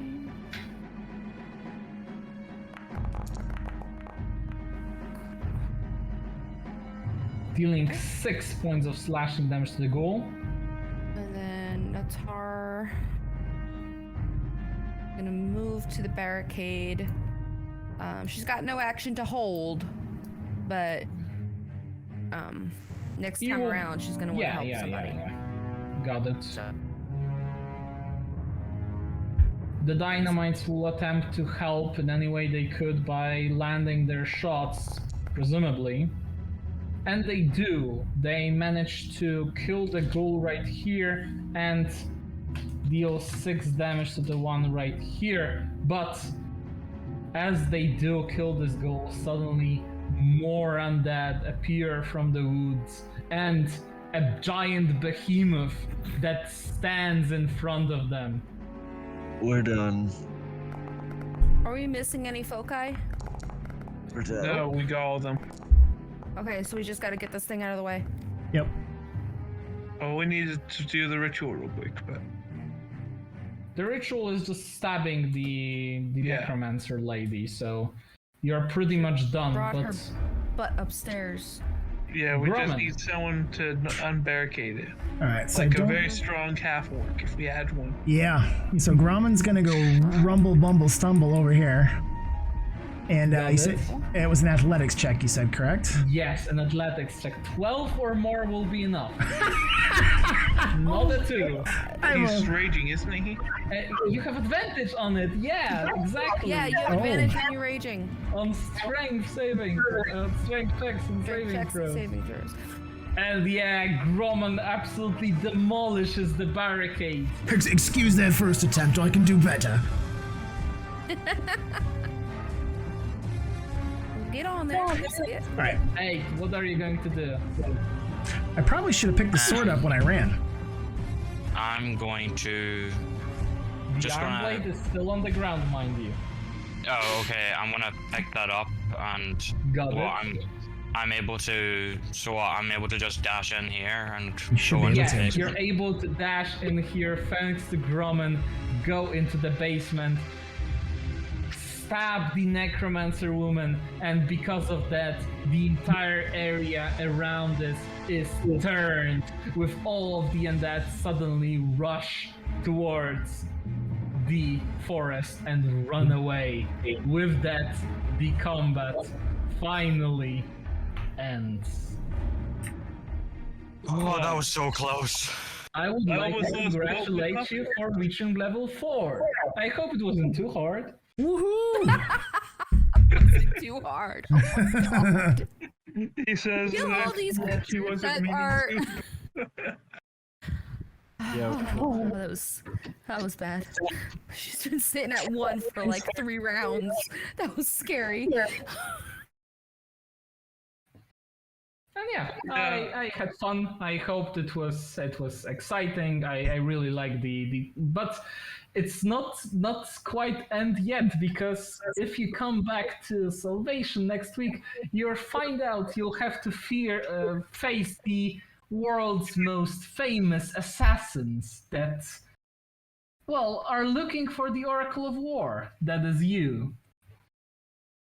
And it just so happens that if there was just a single well-placed hit against Dendron there, not only would he have crumbled and been destroyed, Dendron would have been completely fucked whether we survived or not, because he wouldn't have any more puppets. So, All is well that ends You hear me? well. Yeah. are we Yes, taking a we can long hear you rest right or now. doing that later? No, we'll be doing everything later. Right now, you have prevailed. Everything is all right. You'll be able to level up, long rest, get everything. And if you want to change anything, just contact me, and we'll think about your new character and how to introduce it. I'm gonna stick with my character for now, but that was fun. Yeah, Yeah. that was really good. Just what was everyone's? Because we can only see injured, barely injured, that kind of thing. What was everyone's final hit points? Dendron was at 6. I was at 9. I was at 8. Dune was at 8. Or Stone. My bad. All right, that was. Don was had like 3 hits where he could have went down, but didn't because of the low rolls. Yeah. If Jagged had hit There was a me, lot of those. I probably would have been dead. I was definitely close to getting out there a couple Yeah. times. I'm just glad I could help take down Jagged at the end there. At the end, I stood up with my headset and actually like bent the edge of my headset cord, so now it's like kind of broken. I was like, whoa! So, I stood up. DM, I know you said you want to do leveling up and long rest and all that next week, but I need the week to decide on a feat at level 4. Yeah. So, is there any way we could just do are we rolling HP or like? Oh, no. If you want to roll HP, go ahead on the game, as in the server is still up, so you can still roll on it. And you can level up on D&D Beyond freely. You don't need to ask my permission on anything. That's why your characters are on D&D Beyond for that very reason. So we're leveling up. Is she? Yeah, level Yes, you're 4. leveling up to level 4. I thought that's why. wanna do it now I thought that's why you because- jumped up. I want to do it now because I want to think about a feat for next week. I'm gonna work on Absolutely. that tomorrow, but yes, it's nice to know that we're working on level 4. We'll be leveling up pretty often from now on. It's just since we started on level 3, we needed to, because you wanted characters that will be more durable, not like spongy as level 1 characters tend to be. We started on level 3, so we didn't have advancements for quite a while, but it's going to be rather often from now on. Yes. Julia? Yeah?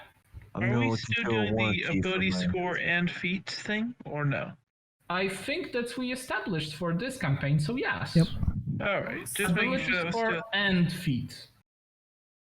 Yes. What was that?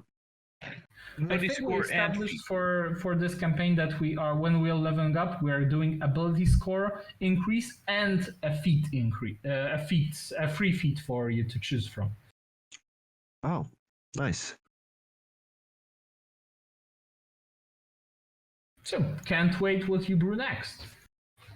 Yeah, Nice. I think I have a pretty cool idea for, well, get Glenvrin here. So I have a question for like Glendron. So you know the way you're getting a free feat now? Does Glendron get the feat, or are you giving it to one of the puppets? I get it, and some things extend to the puppet, some don't. For the most Cool. part, they don't, but some things are exceptions. So, do you get more puppets on like a long rest? No, actually, I have to spend 4 hours and some gold worth of materials crafting new ones if they're completely destroyed. So you're down to your last one. Yeah. Like I was saying, I would have been completely screwed if Dendron was actually destroyed. Well, maybe Glendron will have to introduce himself properly to the rest of the party. Right before he gets crushed because he has no proper attacks. Awesome. All right. Well, guys, have a good night. I'm gonna kick off here. Have a great night. I'll see you in chat. Thanks, you for- everybody. Alrighty. Have a great night. See you next. Have a great night, guys. Hey guys.